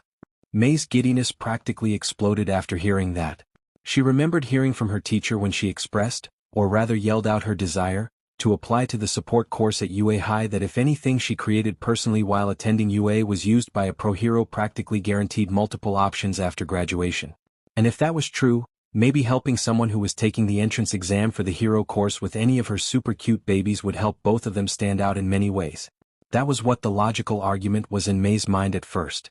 But her desire to invent and create was so strong within her that any outlet for said desire to be expressed was never a missed opportunity. What is your quirk? Super strength since you're moving all of this heavy stuff around on your own? Matter manipulation? Some kind of variation of an emitter type, or maybe that really rare warp quirk I've heard about. Like you can look, touch or something and you teleport an object to another location. Mei was firing off question after question so fast that Izuku's mind needed a moment to understand what was asked first, while Mei was 3 questions past that one. Izuku had to take a step back from the verbal assault, but Mei kept in step each time he took one back. Izuku didn't realize how many steps backwards he had taken until his left foot didn't have a stable purchase on the ground and made him lose his balance. Whatever it was caused him to fall backwards and react instinctively to grab onto anything in a futile attempt to keep himself from falling. One hand did grab something, but it wasn't enough to stop the fall. Both luckily and unluckily for Izuku, where he had fallen didn't have anything that might hurt him if he had landed on it. The lucky part of the fall was that whatever Izuku tripped on to fall over must have been buried under the sand just enough that it wasn't visible enough to notice, but wasn't near any of the piles that Izuku was moving. The unlucky part for Izuku, at least in his view, was that he realized what his hand had grabbed onto to try and stop himself from falling was the shirt of the girl, and where his hand had ended up since he had caused said girl to fall right on top of him.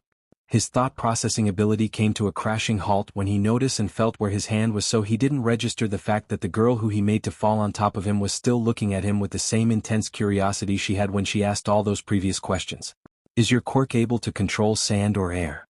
It's gotta be sand, like that one pro hero, the sand hero, Snatch. I mean, how else can you move all this stuff on your own? Mei's mind was completely unaware or uncaring of the fact that Izuku's left hand was on her chest. Izuku's mind might have stayed in such a shutdown state if Mei remained on top of him, but instead she straightened herself so she was basically sitting on his lap. When she had her hand on his chest to help maintain her balance in taking a sitting position, Mei took note that Izuku definitely had a toned chest of sorts. His clothing seemed a little baggy, so she didn't have any hint before that he was more toned in the muscle aspect. Okay, your quirk has got to be some kind of super strength or maybe a kind of energy application or transference. I've heard that most quirk require a strong physical body in order to be used properly and fully, and if you're using this as a kind of training method to strengthen your body, then said quirk is being underutilized or is currently underdeveloped, or... Mei's mind ran though all the ideas of what kind of gear she could make, even though she didn't even get the answer as to what kind of quirk Izuku had. But she did become aware that while she was talking both to her and to Izuku that he was just staring upwards with a blank look on his face. Mei looked up to see what might have gotten Izuku's attention, and when she saw nothing but blue skies and a few clouds with her eyesight quirk, she looked back down with her confusion evident on her face. She tilted her head to the side as an expression of her growing confusion. After a moment of contemplating past, Mei thought of something that she felt appropriate for the situation, since it sometimes worked whenever she made something and it didn't turn on right away. With her right hand, Mei slapped Izuku across the face and was pleased that the tried-and-true method of getting a piece of equipment to work by smacking it just right could also be applied to people. Izuku's mind was in the processes of rebooting, so it took a moment for him to realize what had happened and what was currently happening. Seeing the pink-haired girl sitting on top of him with a puzzled look on her face had all the memories rush right back to the forefront of his mind, including where his left hand had been. Izuku looked at his left hand and then at Mei several times before he scrambled out from under her and took a kneeling apologetic position in front of her. I'm so sorry. Please forgive. I didn't mean to touch you. Touch you there. With his head face down in the sand, Izuku didn't notice how his action puzzled Mei even more. Touch me? Touch me where? You fell down and grabbed my shirt. I don't think my shirt has a mind that says it doesn't like being touched. Mei didn't recall anything Izuku had done to warrant such an apology. But then again, she didn't even notice what Izuku had accidentally done that he felt the need to apologize for. You're not mad? Izuku had only heard that if someone touched someone else without their consent or permission, it usually ended with that said someone being angry. He had seen it before where a fist fight of sorts ended up happening among the students at Aldra Junior High.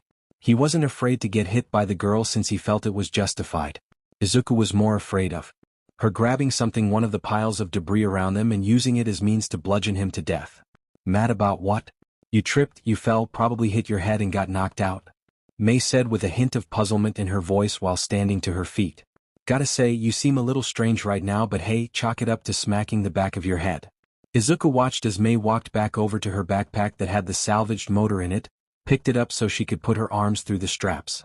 Izuku was still worried she might hit him for what he had done, accident or not, but cautiously got up from his spot on the ground while brushing off the excess sand that was clinging to him. When she was sure the backpack and its content were secured, Mei returned her attention back to Izuku. So, honestly, what is your quirk? Izuku wasn't all that good at lying or telling made-up stories. It was just how he was raised by his lone mother. But he also knew he couldn't tell this girl in front of him any more than what he had already told her. All Might had told him the secret behind his power, and Izuku knew that the very idea of a quirk can be transferred from person to person would change literally everything that people around the world. But all of that meant if she believed him to begin with, and Izuku remembered how he couldn't comprehend at first what he was told. And with the way the girl was staring at him, waiting for an answer, Izuku felt like he was in a very unfamiliar position to say the least. It was unfamiliar enough that Izuku acted on the first instinct he had and simply say what was in his mind. My quirk, it involves a shield? Izuku saw Mei's facial expression hint at a growing curiosity when he gave her that answer. It wasn't a lie exactly that he had told her, but he definitely felt that he needed to give her an explanation. My quirk, it's connected to a shield I have.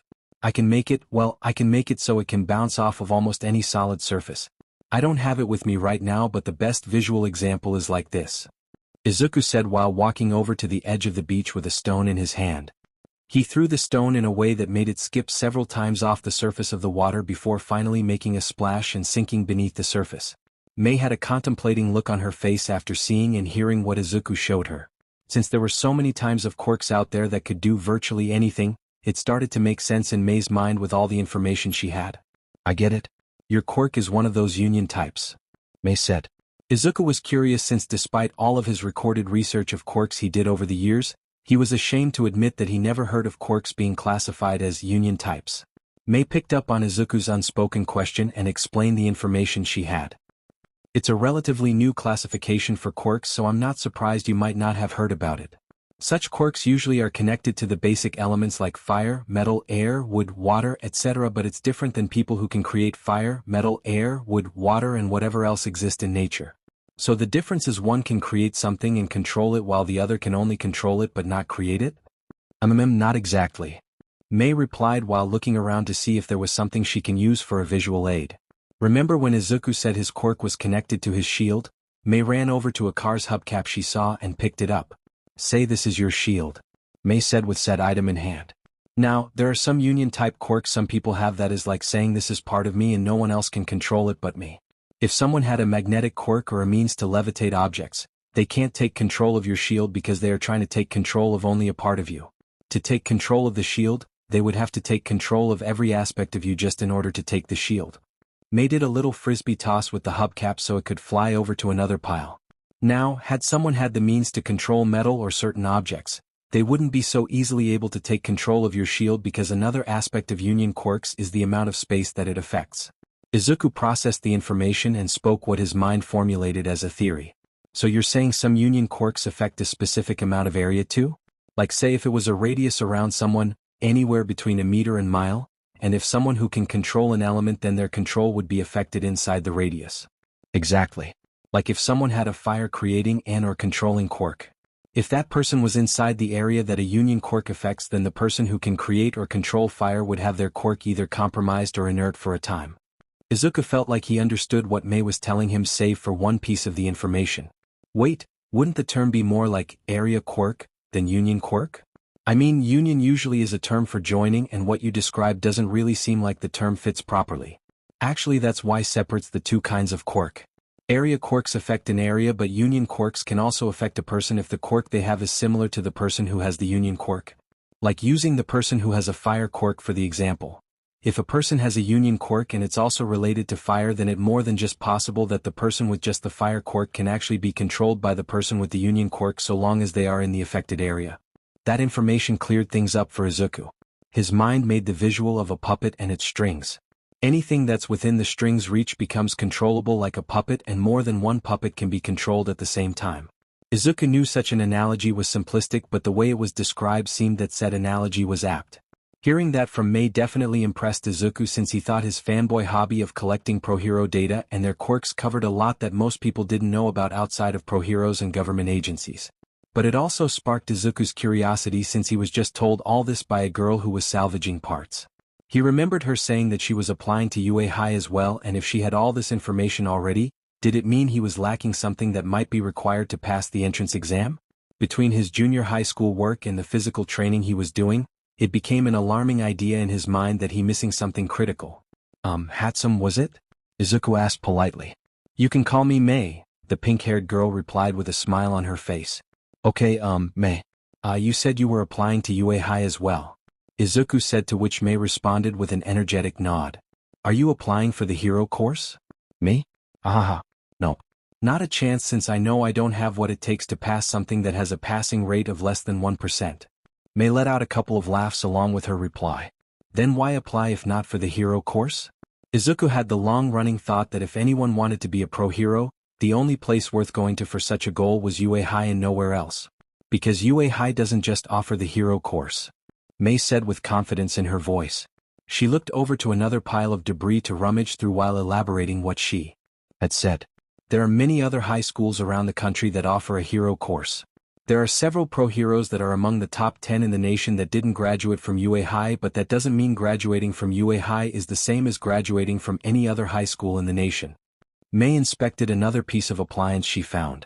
Looked to be a small TV or computer monitor, but whatever it was, it didn't pass Mei's inspection, so it was thrown to the side without any care. If you think about it, everyone in this world has dreams. Some are the same while most of them are different, and vice versa. Izuku wondered if what Mei had just said was meant to confuse him or if she was actually sincere.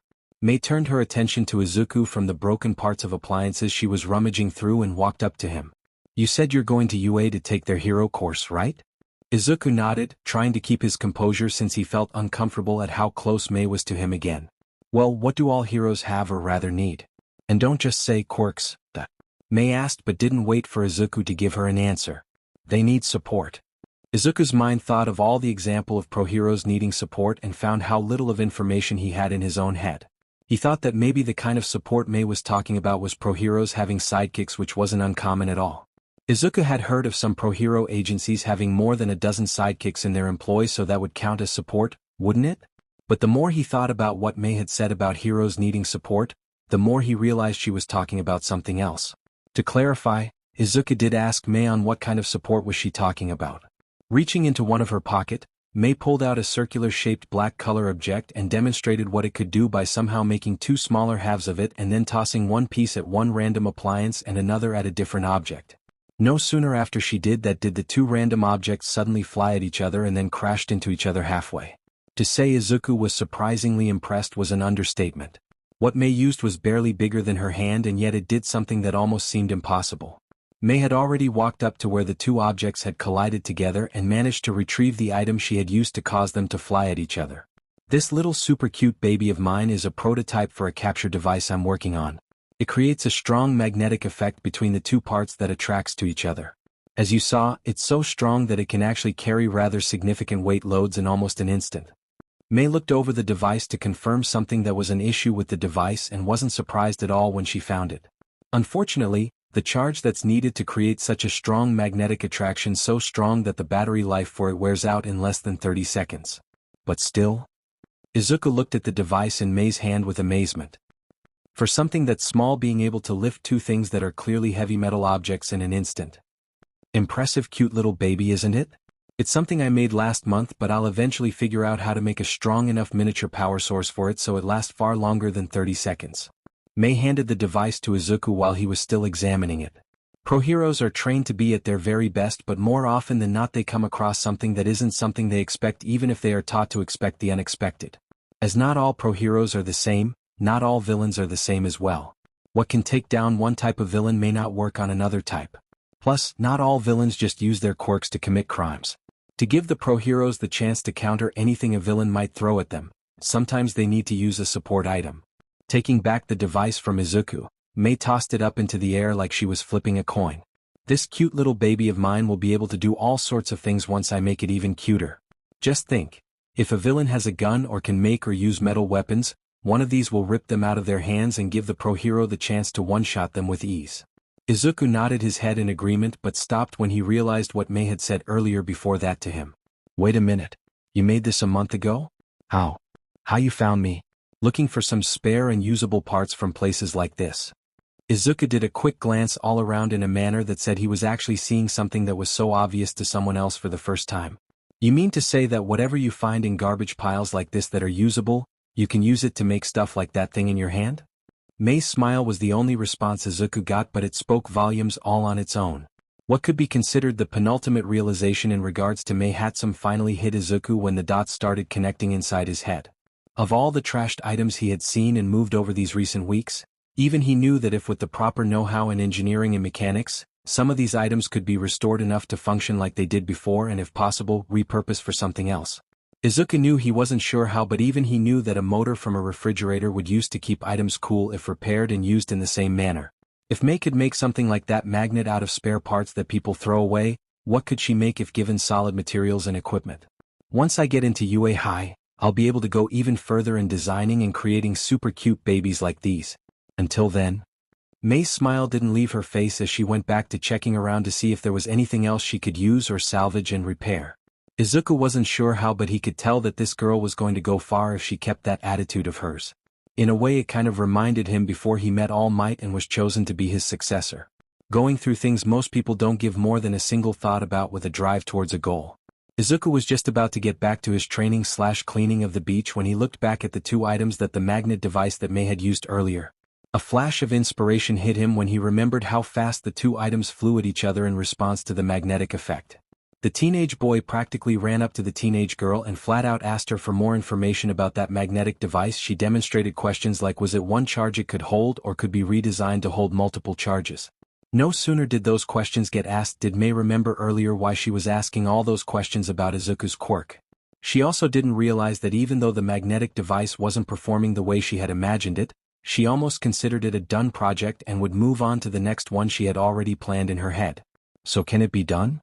Izuku was about ready to smack himself upside the head when he realized how he had overlooked what could actually be a significant flaw in having a shield. Make it so this magnet can call your shield to you if you can't reach? No sweat. Mei's mind was already thinking of ways to modify the device to do what Izuku had just asked. She first envisioned a kind of belt buckle that Izuku could press that would call his shield to him, but scrapped that idea. She next imagined a kind of helmet or full body suit to wear. But when she looked down at the device in her hand and then looked at Izuku's hands, did she get the perfect idea? For his part, Izuku was rather overjoyed that he had met someone like Mei and she was more than willing to help him out with something despite having just met.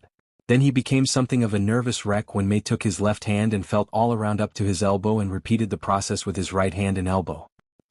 What are you doing? Well, a shield is usually carried on the back or the arms of the person who's using it. Mei replied while mentally taking notes how Izuku's hands and arms felt to her. She was already in the mental process of building either magnetic gauntlets for both hands or magnetic forearm guards. Since you said your quirk can allow you to throw your shield, best to make it so my soon-to-be made super cute little baby can fit on your arms. That way if you throw your shield and if it goes off course or you need to call it back to you quicker than you can reach for it, all you'll have to do is stick out your hand to call the shield to you. Izuku did his best to keep his face from turning flaming red as Mei examined each of his hands. He wasn't sure if his hands were that interesting to her or if she was teasing him. He did however note that her own hands seemed to be softer than his own, or at least her fingers, since she was wearing a pair of looked like fingerless gloves. When Mei finished doing whatever it was that she was doing with his hands, did Izuku take in a breath of relief, only to freeze up immediately when he felt Mei's hands feeling his shoulder area and his entire back. Mei was taking all the mental notes she needed in designing a kind of harness that Izuku would wear to that secure his shield on his back.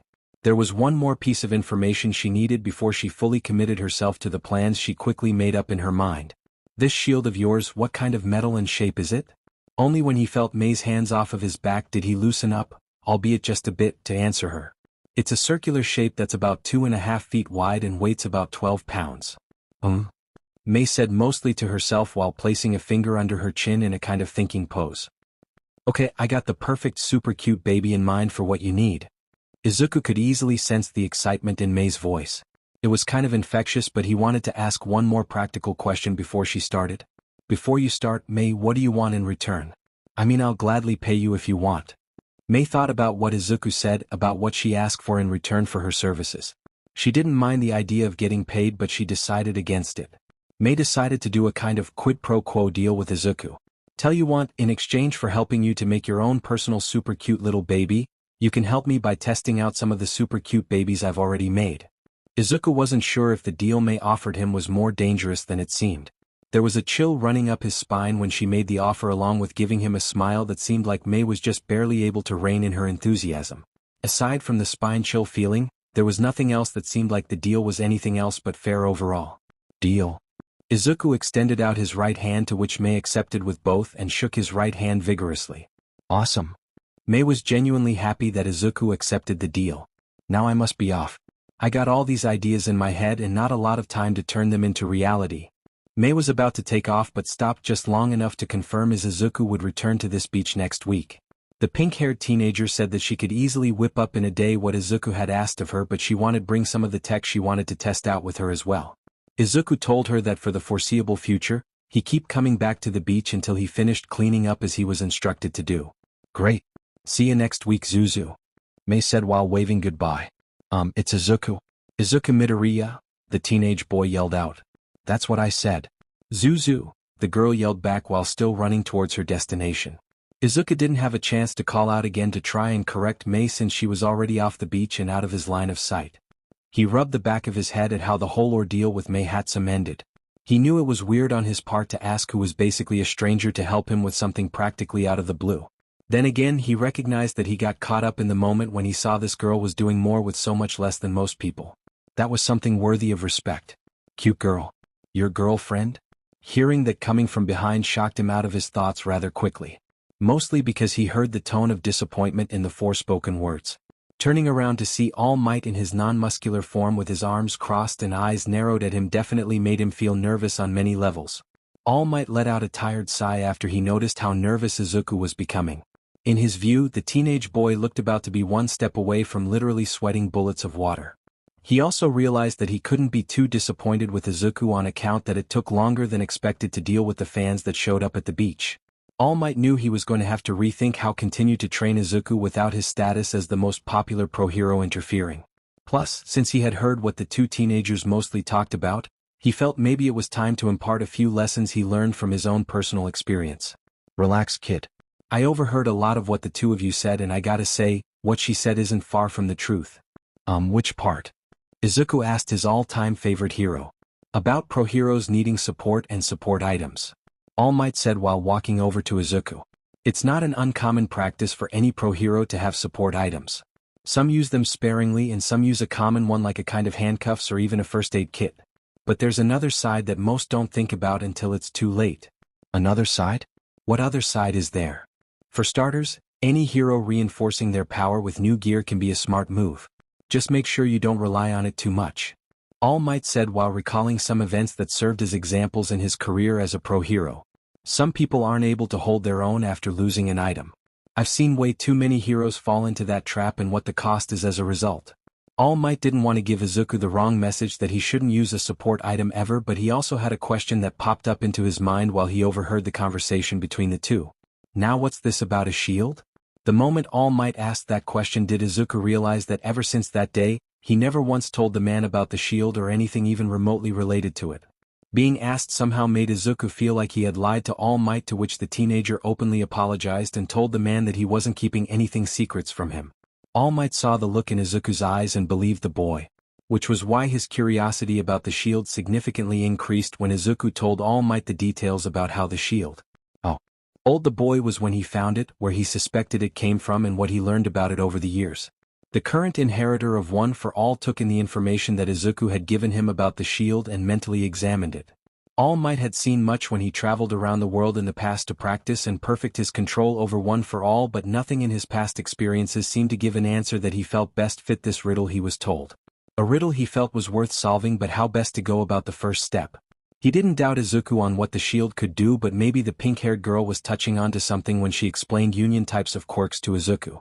Maybe it was possible that Izuku truly wasn't quirkless, that he was somehow misdiagnosed. If that was the case, then maybe it was best to learn once and for all if Izuku Midoriya had a quirk or not. All Might took a long look at the beach and noticed that Izuku was actually ahead of the schedule he had planned out for the teenager. One day could be afforded to do what All Might had planned. "Izuku, tomorrow we're going to take the day off from training," All Might said, and then held up a hand to hold off the inevitable flood of questions Izuku was about to hit him. "Your progress has been exceptional after these recent weeks, and judging by the state of the beach, you're ahead of schedule enough to where we can take at least one day off, but we'll be redoubling the efforts afterwards to make up for what is still going to be lost time, understood?" "Yes, sir," Izuku replied. He did his best to show in his voice how strong his commitment was to follow the training All Might had prepared for him. All Might could tell that Izuku hadn't lost any of his drive towards the goal the man had set for him. If anything, it just further proved that Izuku was indeed a worthy successor, and All Might made the correct choice. There were other candidates that All Might had been presented with and considered. He even might have chosen one of them had he never met Izuku that day. Even though the process of choosing a successor was different than what All Might expected to be, what was expected of him at least was learning the answer to any riddle that comes their way, regardless of how significant or insignificant they are. And right now, All Might's instincts were telling him the shield that Izuku spoke of was anything but insignificant. "Tomorrow meet back here around 5 a.m. We're going to go meet a friend of mine and she'll tell us exactly what that shield is," All Might said, and then again raising his hand to stop the question that he knew Izuku already had in his mind. "I'll tell you all about her tomorrow, since it will be something of a long drive just to reach her." Izuku nodded in response and later mentally tabled all the questions he had in his mind for later. "Now," All Might said before going into his muscular form, "it's time to get back to work." "Yes, sir," Izuku replied before running back over to the debris pile where he had originally started working before rescuing Mei Hatsum. Seeing Izuku putting everything he had into moving the junked items off of the beach was indeed a solid testament to the boy's resolve. All Might wasn't ready to say he was proud of the boy just yet. It hadn't been a full month since he started, and training the body to be a suitable vessel for the power that One for All wasn't going to happen anytime soon. And no matter how hellish these months Izuku felt there, All Might knew the teenager would look back on these days as the easiest time ever in his life. Uehai only accepted the best, and even those that claimed to be the best crumbled under the pressure of the hero course. Those that didn't crumble became even better. Those were the kinds of hopes that All Might was placing on Izuku Midoriya's shoulders, whether the boy knew it or not. The following morning, Izuku met All Might at the entrance to the beach, but as was said yesterday, both got into All Might's car and began heading to the acquaintance he had told Izuku about. All Might said that the person they were going to meet was a retired pro-hero named Valhalla. Her quirk, which was called Soul Sense, could allow her to essentially sense people, or rather their life energies, to such a degree she could connect to someone if she had an item they possessed at any point in their lives. She was great when it came to search and rescue missions, since she could find anyone almost half a world away. Izuku was impressed by the description of the person's quirk and several of the missions that All Might recounted where he was an active participant under her command. Izuku did ask what it was that led to such an accomplished pro-hero to retire. All Might explained that while Valhalla's quirk allowed her to sense people's life energies, she would, as best as All Might was told for an explanation, feel the person's life energies at the same time. The downside to such an ability was the incredible emotional and mental taxing that came when Valhalla would sense the person perish before they were rescued. It was one thing to feel the residual energies of someone that had passed away, regardless if it was very recent or years ago. It was quite another to feel it die out, no matter if it happened slowly or fast. A part of Izuku actually felt bad for asking such a question, but All Might reassured him being a pro-hero requires a strong will, and sometimes someone's will can only take so much before they break. He also said that while Valhalla wasn't an active pro-hero, she had taken up a teaching position at a different high school to help train others in forest rescue techniques and tactics for their hero course. Still, hearing that one part about the will of the hero reminded Izuku of the moment when All Might told him that though he always shows a fearless smile, it ended up becoming a mask to hide all the fear that he did feel. Izuku didn't have completely romanticized dreams of becoming a pro-hero. He knew there were going to be challenges that he would never see coming. But it was still a sobering reminder nonetheless. After about 3 hours of driving, the pair reached the destination, which was in a rural area. It wasn't as if they were in the middle of nowhere, but they were definitely outside of the nearest city limits. They had stopped in front of a gate to what looked like surrounded a rather large estate. Near the gate was an intercom system so someone could buzz and alert the people inside that they had visitors.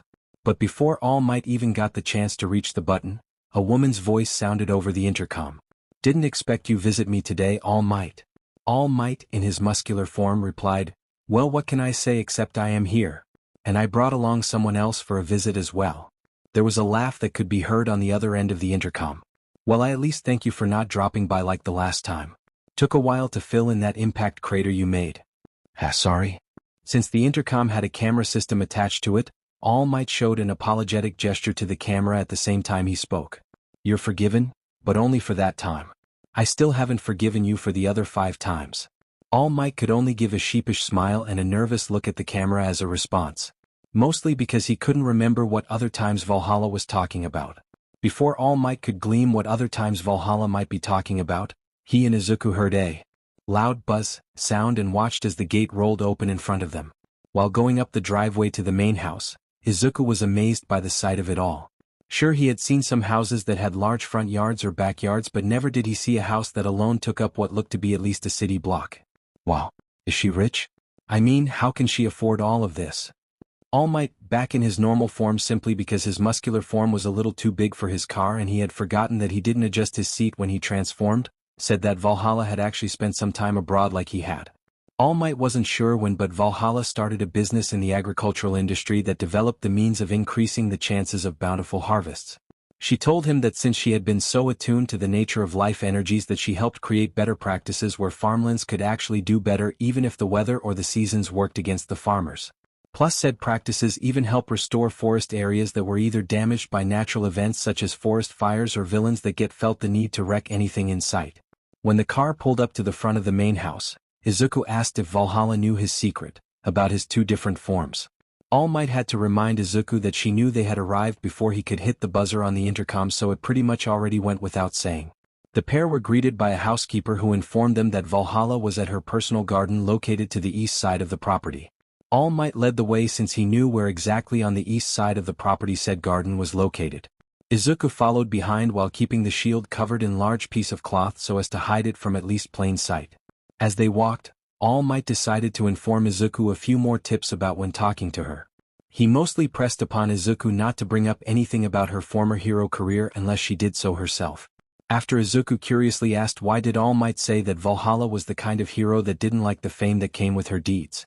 She was the kind of person that rather be doing what she wanted to do instead of being put on a pedestal and praised for a few noteworthy accomplishments. All Might even pointed out that she was the inspiration for the reason why he wanted Izuku to clean up the beach as part of his training. Izuku almost laughed after being told that. The laugh would have mostly directed at himself since it was so obvious that as much as All Might inspired people in today's times, there had to be people that did the same kind of inspiration for All Might when he started out. When the garden came into view, Izuku noticed that one side was a kind of outdoor garden and the other side was a greenhouse. What he could see in the outdoor part of the garden was definitely a pleasing sight of what looked to be an assortment of different plants and vegetables. Some of the plants and vegetables he was sure weren't really native to Japan, but they seemed to be thriving nonetheless. If this is what said practices that All Might had told him about could do, it made sense to Izuku that this woman would be rich as a result. So what brings the symbol of peace and justice to my home for a surprise visit? Izuku turned his head to see a slender-looking woman just exiting the greenhouse and walked up to them. She had raven dark-colored hair that reached down to her waist tied up into a ponytail and was wearing a light green-looking blouse and skirt.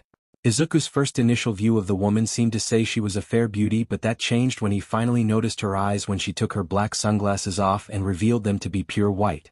The teenage boy made a kind of side mental note that first he met a girl with unique irises and now he was meeting a woman that had no irises. He did his best to not try and stare, but it was weird since his mother always told him it was proper etiquette to look someone in the eye when you talk to them, and here was someone he actually couldn't look in the eye. I apologize for the surprise, but if it makes you feel any better, I was actually going to call you to talk to you about something else. I wanted to get some tips from you about something. All Might replied. Maybe. Depending on what you wanted to talk to me about. Both now and in the future. All Might leaned in and whispered something into the woman's ear that seemed to surprise her a little. Whatever was said to her was too faint for Izuku to hear clearly. I see. Well, we'll talk about that later. What is it that brings you here along with this strange one? Valhalla said while looking at Izuku. The gaze wasn't unnerving, but Izuku was still nervous anyways. All Might was about to say the reason but realized he forgot a step in basic manners. My apologies. The strange one here is Izuku Midoriya. Izuku Midoriya, this is Valhalla. Please call me Valeria, the woman said while extending a hand for Izuku to accept. It is a pleasure to meet you and allow us entry into your home. Izuku made sure that his voice didn't crack when he respectfully spoke the owner of said home. He even added a bow to help emphasize his show of genuine respect towards her. Quite the charmer and gentleman, isn't he, Tashinori? Valeria said while giving a smirk to her friend. He seems to be many things. Apparently not only is he seemed to be my #1 fan, but he's found something that, well, to put it simply, doesn't make a lot of sense. All Might said. Oh, and what might that be? Valeria asked, but already had a suspicion what it might be since it was rather too obvious to ignore even under a white cloth. All Might glanced around a bit of the area. Perhaps it'd be best to discuss this after a demonstration of sorts. He changed into his muscular form and turned to Izuku. May I? Izuku had given the rundown of what the shield could do and did a small demonstration of its abilities before they had left to travel to Valhalla's home. It took a coup of shows for All Might to fully understand what he was seeing. Even in a society that tends to operate on the concept, seeing is believing, with a lot of things, All Might still had a hard time believing what he saw the shield could do. He already knew that Valeria would understand better his request after she saw the shield in action as well. Valeria watched as the teenager unwrapped the item and noticed right away the color scheme before she recognized what the item was. She thought the coloring and the design of it was inspired by All Might since his current uniform definitely held similar aspects in comparison. With the shield in his hands, All Might took a couple steps away from the two while looking at all the nearby trees. After he made his decision, he told Valeria to keep her eyes fixated on the shield. Izuku looked back at Valhalla and could tell her attention was focused solely on the shield. Both of them watched as All Might ready himself for how much strength he was going to put behind his throw of the shield. He put in what he figured would be a proper show, which was at least 10%. All Might did suspect that if he put all he could into the throw, he might actually down several trees in the path of the shield, to say the least. Once he threw the shield, Izuku and Valhalla watched as the shield flew rather fast at one tree but bounced off of it. Only Izuku was aware of what happened next and saw out of the corner of his eye that Valhalla's expression changed from simple observation to confusion and surprise. Valeria's surprise was even expected by All Might since it seemed to mirror his own when he saw the shield in action. All three sets of eyes watched as the shield bounced off the side of one tree and flew to another tree and bounced off of it, never once losing any momentum regardless of how many trees the shield bounced off of. All Might figured that Valeria was having the same kind of thought he had, that the shield, despite looking like it was made of metal, was actually some kind of rubber because of how it ricocheted off each tree. After it made a kind of misshapen circle around all three of them, did All Might catch the shield but had to jump into the air a bit in order to do so. Once back on the ground and changed into his true form, All Might walked up to Valeria and offered the shield to her. I'm guessing you might want to take a closer look at this somewhere a little more private. All Might said while Valeria looked at the shield with wide eyes and an open mouth of surprise. She heard what was said but only nodded in response. Both All Might and Izuku followed her as she walked back towards the house while still examining the shield in her hands. Once inside, Valeria practically yelled out the question that she couldn't seem to answer on her own. Wah, what is this? Your guess is as good as mine, but I believe you have the better means of answering that question than I do, All Might said. Valeria didn't say anything but made her way to a room in the house that she uses to both meditate and study. When all three were inside, Valeria told All Might to close the door behind them as she walked over to a table that was off to the side of the room itself. Once on the table, she began to use her quirk to see if there was anything she could sense from it that might give an answer or two to the hundreds of questions that was in her mind at the moment.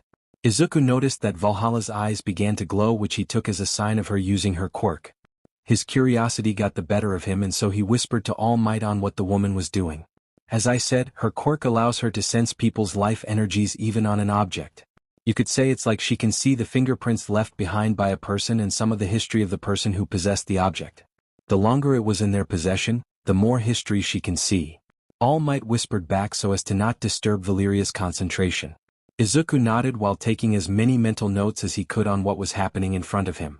Valeria's concentration on the object in front of her was giving off the strangest of sensations she had ever experienced.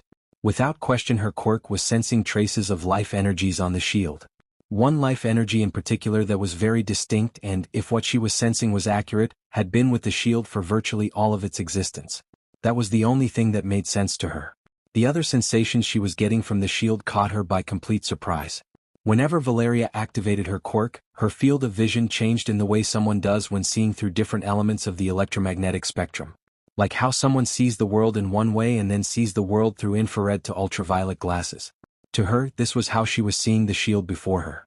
In the general shape of the shield was someone's life energy that gave off a strong sense of duty, justice, and both the courage and will to stand up against overwhelming odds.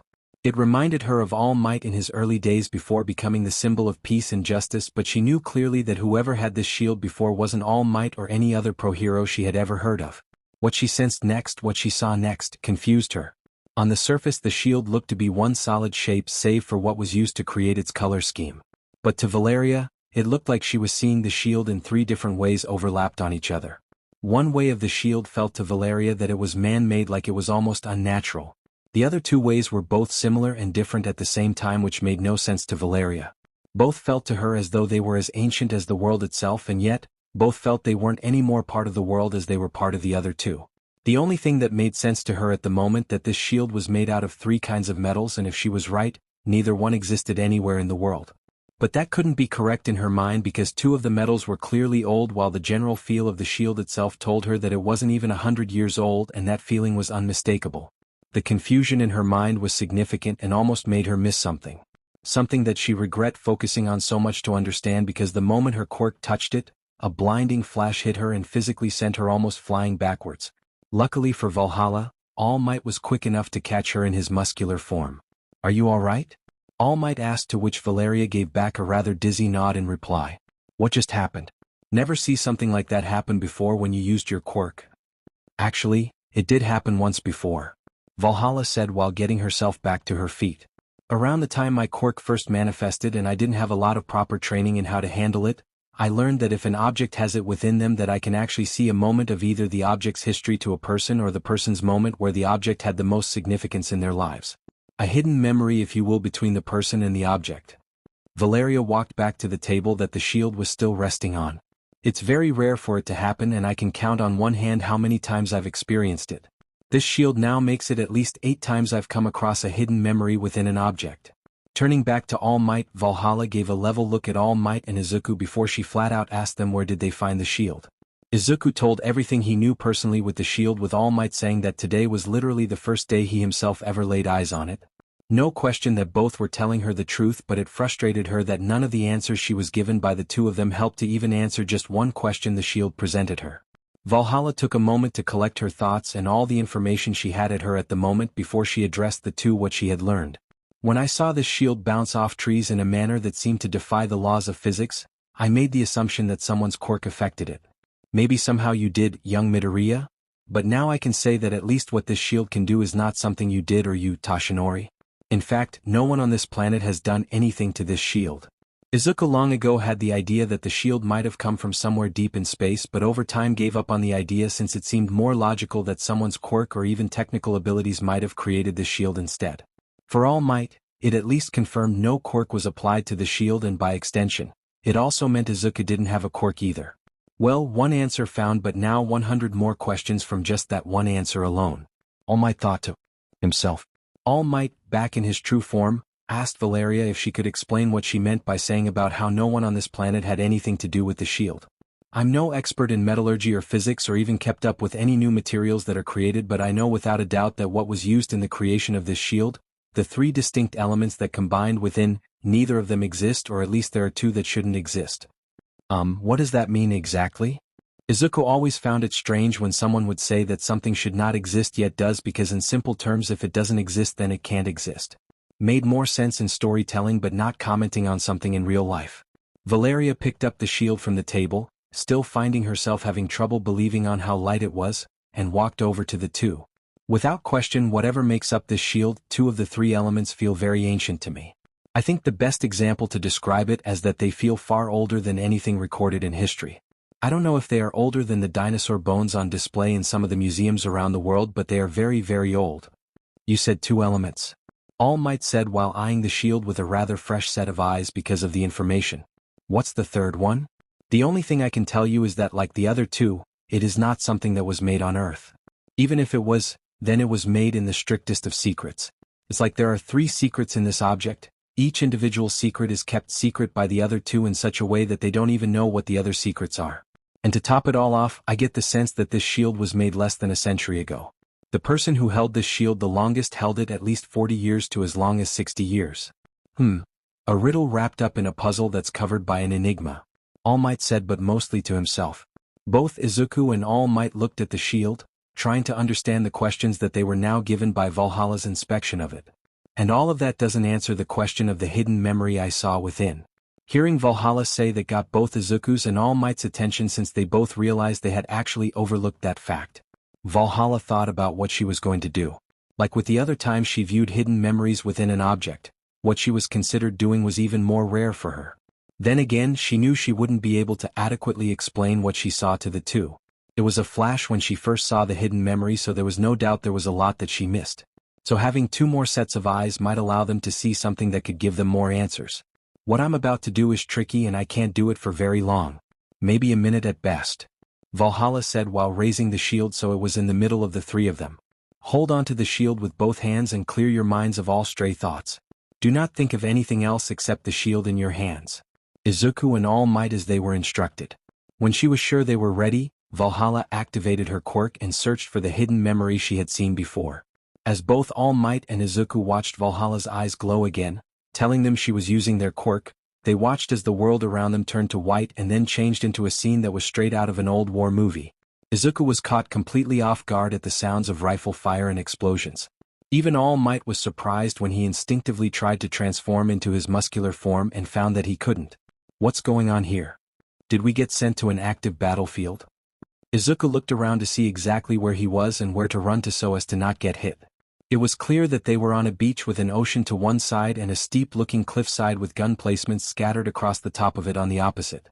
And in between were soldiers running from boats that were landing on the shore trying to get as close as they could without getting either shot or hit with explosions.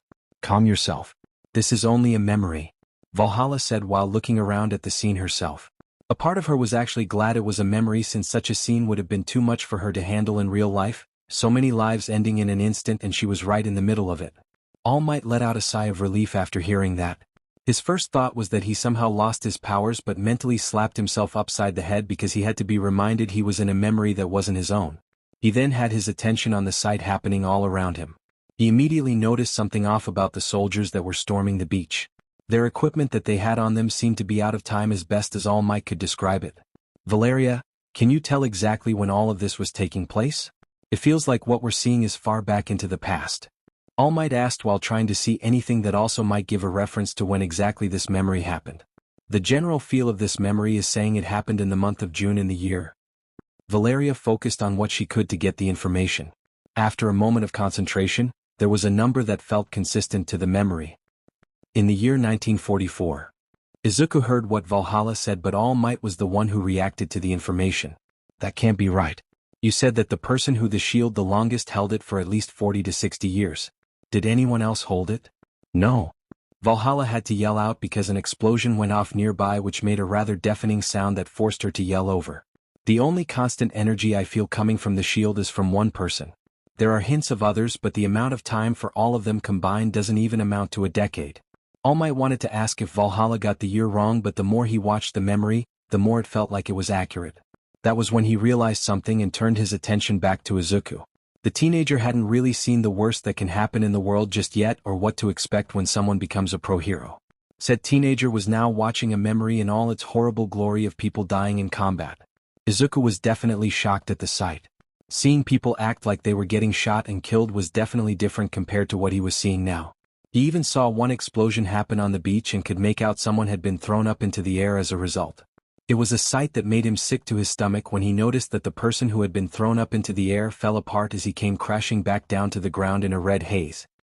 He turned his head away from the sight and put his hand over his mouth in an attempt to keep himself from throwing up when he saw something that instantly recognized. "Look!"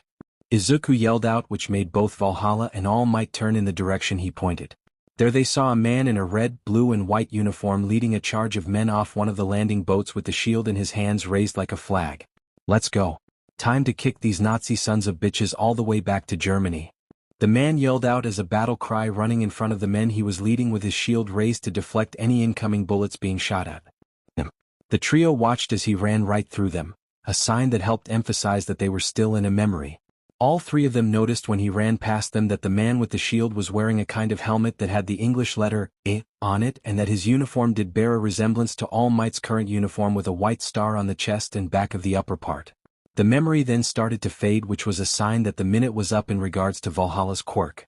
When all of them recognized that they were out of the memory and back in the present, only Valeria didn't show signs of being hit with an intense wave of dizziness that Izuku and All Might showed.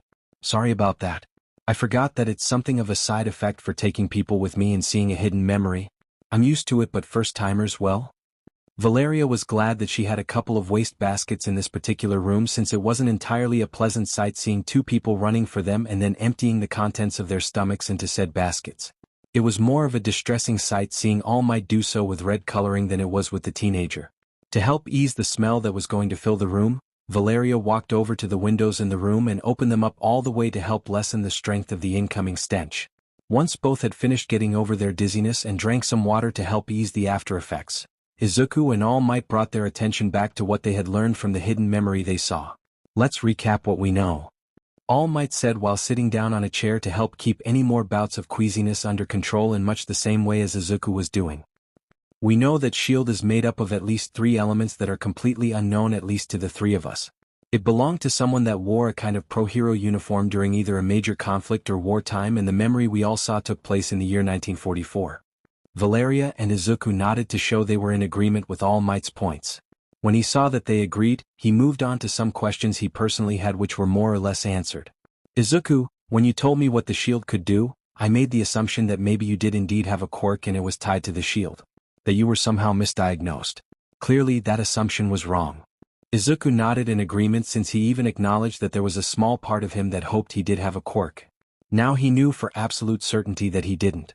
It didn't sting as much as the day he was told he didn't have a quirk by that doctor, but at least he had the truth. All Might forgot that he hadn't told Valhalla that bit of information.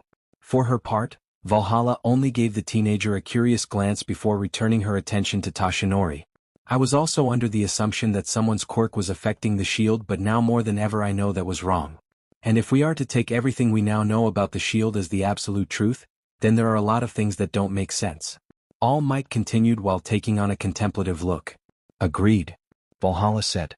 "If memory serves me correctly, in the year 1944 was essentially the start of World War II. And if the shield is truly less than 100 years old, it contradicts the fact that World War II happened several hundred years ago," All Might said, which finished the thought Valhalla was speaking. There was a quiet moment in the room as all 3 individuals absorbed and processed the information they had. Izuku was the first to speak up about a question he had. "Is it possible that the hidden memory we saw might have been a dream of some kind? Memories and dreams are different." Valeria began to explain, since she had a similar thought in her mind but discarded it. "Dreams more often than not don't involve all 5 senses that a person has. It's exceptionally rare they do, but the odds are the same as if finding out how many people in a city share the same birth year, month, and day. Since memories do involve all 5 senses, which means they leave a stronger impression that can affect both the conscious mind and the subconscious mind. I'm not totally discounting the idea that what we saw was a dream, but until anything else appears that says otherwise, what we saw was a memory." Izuku found it rather comforting of sorts when it seemed that what they saw was more of a memory than a dream. Even a teenager like him knew if someone dreamed of a scene of a battlefield where people were dying, either it was a nightmare to them or they weren't all there in the head. "Valeria, did you get a solid impression of the person who was the sole owner of the shield?"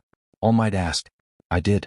Strangely enough, it was the same kind of impression I get from you when we first met. Or should I say the impression you created when you first appeared on the scene all those years ago. Like he was also a symbol of peace and justice of his time." The answer to the question did erase some of the worry that All Might had in regards to the shield. His initial worry was when the time came that All Might would have to explain the full history of the quirk one for all to Izuku and how it originally began. He thought that maybe the shield had a similar backstory, that it belonged to someone who could have been a villain. But that now seemed even more unlikely than before. In fact, it seemed to be a kind strange coincidence that made sense the more he thought about it. There were still reservations he had, that was never going to change anytime soon in regards to the shield. But it seemed now in All Might's view that someone or something also recognized what was in Izuku Midoriya's heart and gave him something that would be part of his journey to becoming a pro-hero. All Might changed into his muscular form, walked over to the shield so as to pick it up and hand it over to Izuku. However this came to you, young Midoriya, it was meant for you and you alone. Of that I have no doubt. All Might said as he handed it back over to Izuku. I also have no doubt there are lessons to be learned from it, and those lessons will be for you and you alone. Treat it with respect and never forget. Understood? Yes, sir. Izuku said after accepting the shield back in his hands. All Might gave Izuku a thumbs up in his true fearless smile. He knew it wasn't his place to take or to give the shield to Izuku, but at least he could remind the teenager that there was a meaning to the shield and that he should never disrespect it. Now, if you'll excuse me, I've got some personal matters to discuss with my friend. We'll be leaving soon afterwards. If you want, there's some fresh apples and oranges down in the kitchen. It'll help your stomach to have some soft fresh fruit in it. Valeria said while showing Izuku where to go in order find said kitchen. After Izuku took off with the shield in tow, Valeria closed the doors again and turned her attention back to All Might, who had deflated from his muscular form. So, your chosen successor is also quirkless. They say fate isn't without a sense of irony, Tashinori. Valeria said, which made All Might actually look away in shame. That surprised the woman and fueled the question Tashinori was rather reluctant to answer. I almost didn't choose him to be my successor. I even told him that he couldn't be a hero without a quirk. That actually made Valeria annoyed with Tashinori when he said it. Maybe you better explain from the beginning. Tashinori actually winced at those words and even felt incredibly uncomfortable under Valeria's gaze. It took about a minute or two to fully explain the history between himself and the teenager. After which Valeria shook her head in disbelief at the actions the man in front of her willingly chose to make. So, had you not seen the boy act like a hero while you couldn't, you would have still let him believe he couldn't be a hero. That about sum it up. Yeah. Tashinori knew he would always feel a sense of shame at his actions. Not that it wasn't undeserving, but still weighed heavily on him when he felt it. Valeria let out a tired sigh before she said something she knew Tashinori needed to hear. Nana Shimura was of a similar mind when she met you. If you hadn't done what you did to convince her that you were worthy to be the next inheritor, well, you certainly wouldn't be All Might, to say the least. The irony of it all isn't lost on me. I just couldn't believe I didn't see it since it was literally right in my face. Valeria walked up to Tashinori and took one of his hands into hers. One of the downsides to being a symbol that no one knows about. The expectations grow, as does the symbol created by person or people. Both grow until people always expect it even under impossible circumstances and become blind to everything else around them. I've heard that before, but in a different way. I don't regret turning myself into a symbol, but what I said to my master was true. I wanted to create a world where everyone can smile, free of worries and fear. And as I told you, it's an admirable goal, but no one can wholly do it on their own. Valeria kept herself collected since felt like she had this argument before with Tashinori, and like before, it would go nowhere but in an endless circle which would ultimately annoy her to no end, like every other previous times. And yeah, I do remember all the times that you said that you won't have to it forever, but after that fight with him, even you have to admit you're running a kind of gamble after waiting so long to find someone to succeed you. Nothing was said for a moment before Valeria told Tashinori to ask the question she knew he wanted to ask her. Has there been any signs of All for One? The question itself was almost part of an obsession in regards to both Tashinori and the quirk within him. But every time Tashinori asked her this, her mind instantly went back to the fight where Tashinori almost died and how much it hurt her to see him such a state. But that memory was also connected to Tashinori's sidekick at the time, Sir Night Eye, and how his quirk, which allowed him to see in someone's future, showed him something he was desperate to have from happening. She still remembered as if it was yesterday that both Tashinori and Night Eye were arguing in the hallway of the hospital about what would happen if Tashinori continued on as All Might, and how Tashinori said that he couldn't stop being All Might since that meant ignoring the people that were calling out for any hero's help. When Sir Night Eye said that in 6 or 7 years All Might would face off against a villain that would kill him, it was a kind of revelation that was hard for all those that heard it to accept, because his predictions of the future were never wrong. While Sir Night-Eye had his reasons for wanting Toshinori to retire, Valeria's reasons were more personal since they were about Toshinori and not All Might. It's been over 5 years. You defeated him. Even if he lived, you practically crippled him in that fight. That monster has been around since Quirks first appeared, Toshinori said while keeping his anger towards the villain in check. What it took to take him down made me realize that all this time later that he may be down but he doesn't stay down. Not for long. Which is why you should have chosen a successor all those years ago. Valeria's voice again showed how annoyed she felt with Toshinori at the moment. Sir Night-Eye was correct that it may have been a rough time had you retired after that fight, but he was also correct that it was the better choice than continuing on with a body as badly damaged as yours. Valeria placed her hand over the area that was the center of the massive scar hiding underneath his shirt. You are so worried that All for One would return that you ignored your own health and ignoring the smartest choice you could have made all those years ago. Seriously, what's better? A successor with at least 5 years of training in One for All, or a successor that will probably be lucky if he has at least a year? Toshinori looked away in shame when Valeria reminded him again of some of the choices he made in the past. She used both of her hands to make it so Toshinori would look directly at her. Even without irises, both could feel their gaze meeting the others. My reasons for retiring from being a pro hero are the same as yours. If I don't take care of myself, then how can I hope to take care of people, or worse, make a mistake that costs lives? Even without irises, Toshinori could tell that Valeria was on the verge of tears, and he knew what the source was for these tears. Toshinori reached up with his hands so as to gently hold onto Valeria's hands that still held his face in place. Which is why I want you to come with me to UA High to teach. Izuku Midoriya can be taught to be better than I was. But as much as I can teach him, he needs to know more, and aside from the principal and one other member at UA High, no one else knows about One for All. Your own quirk training alone could help him faster understand, to make up for all the time anyone else had who was born with a quirk. That made Valeria's eyes widen since she didn't even think about that particular idea at all. Toshinori easily had the most experience in how to use One for All, but the hero course at UA High was meant to teach much more than simple quirk training and refinement. She even remembered her time in high school about how distinctly different her fellow students' quirks were and how no one lesson managed to cover even the basics for everyone in the class. Everyone had to learn all there was to know about themselves as well as their fellow students. And then, well, maybe we can. Valeria took her hands away from Toshinori's face, took a couple of steps back and turned her back to him. The act did catch Toshinori by surprise, but he didn't push the matter since Valeria's acts was a reminder that there was a time and place for that particular discussion, and today wasn't it. She was quiet for a moment because she was thinking over the offer to teach at UA High. She was already a teacher for a different high school, but it wasn't an uncommon practice for someone to take a teaching position at UA High practically out of the blue because they were very picky in extending offers for teaching positions as they were for accepting students. What really made the decision for her was the idea that maybe this would defeat Sir Night-Eye's prediction of All Might's death. If she could help train the chosen successor, it might be enough to make up for lost time and help Izuku be prepared if and when All for One might return.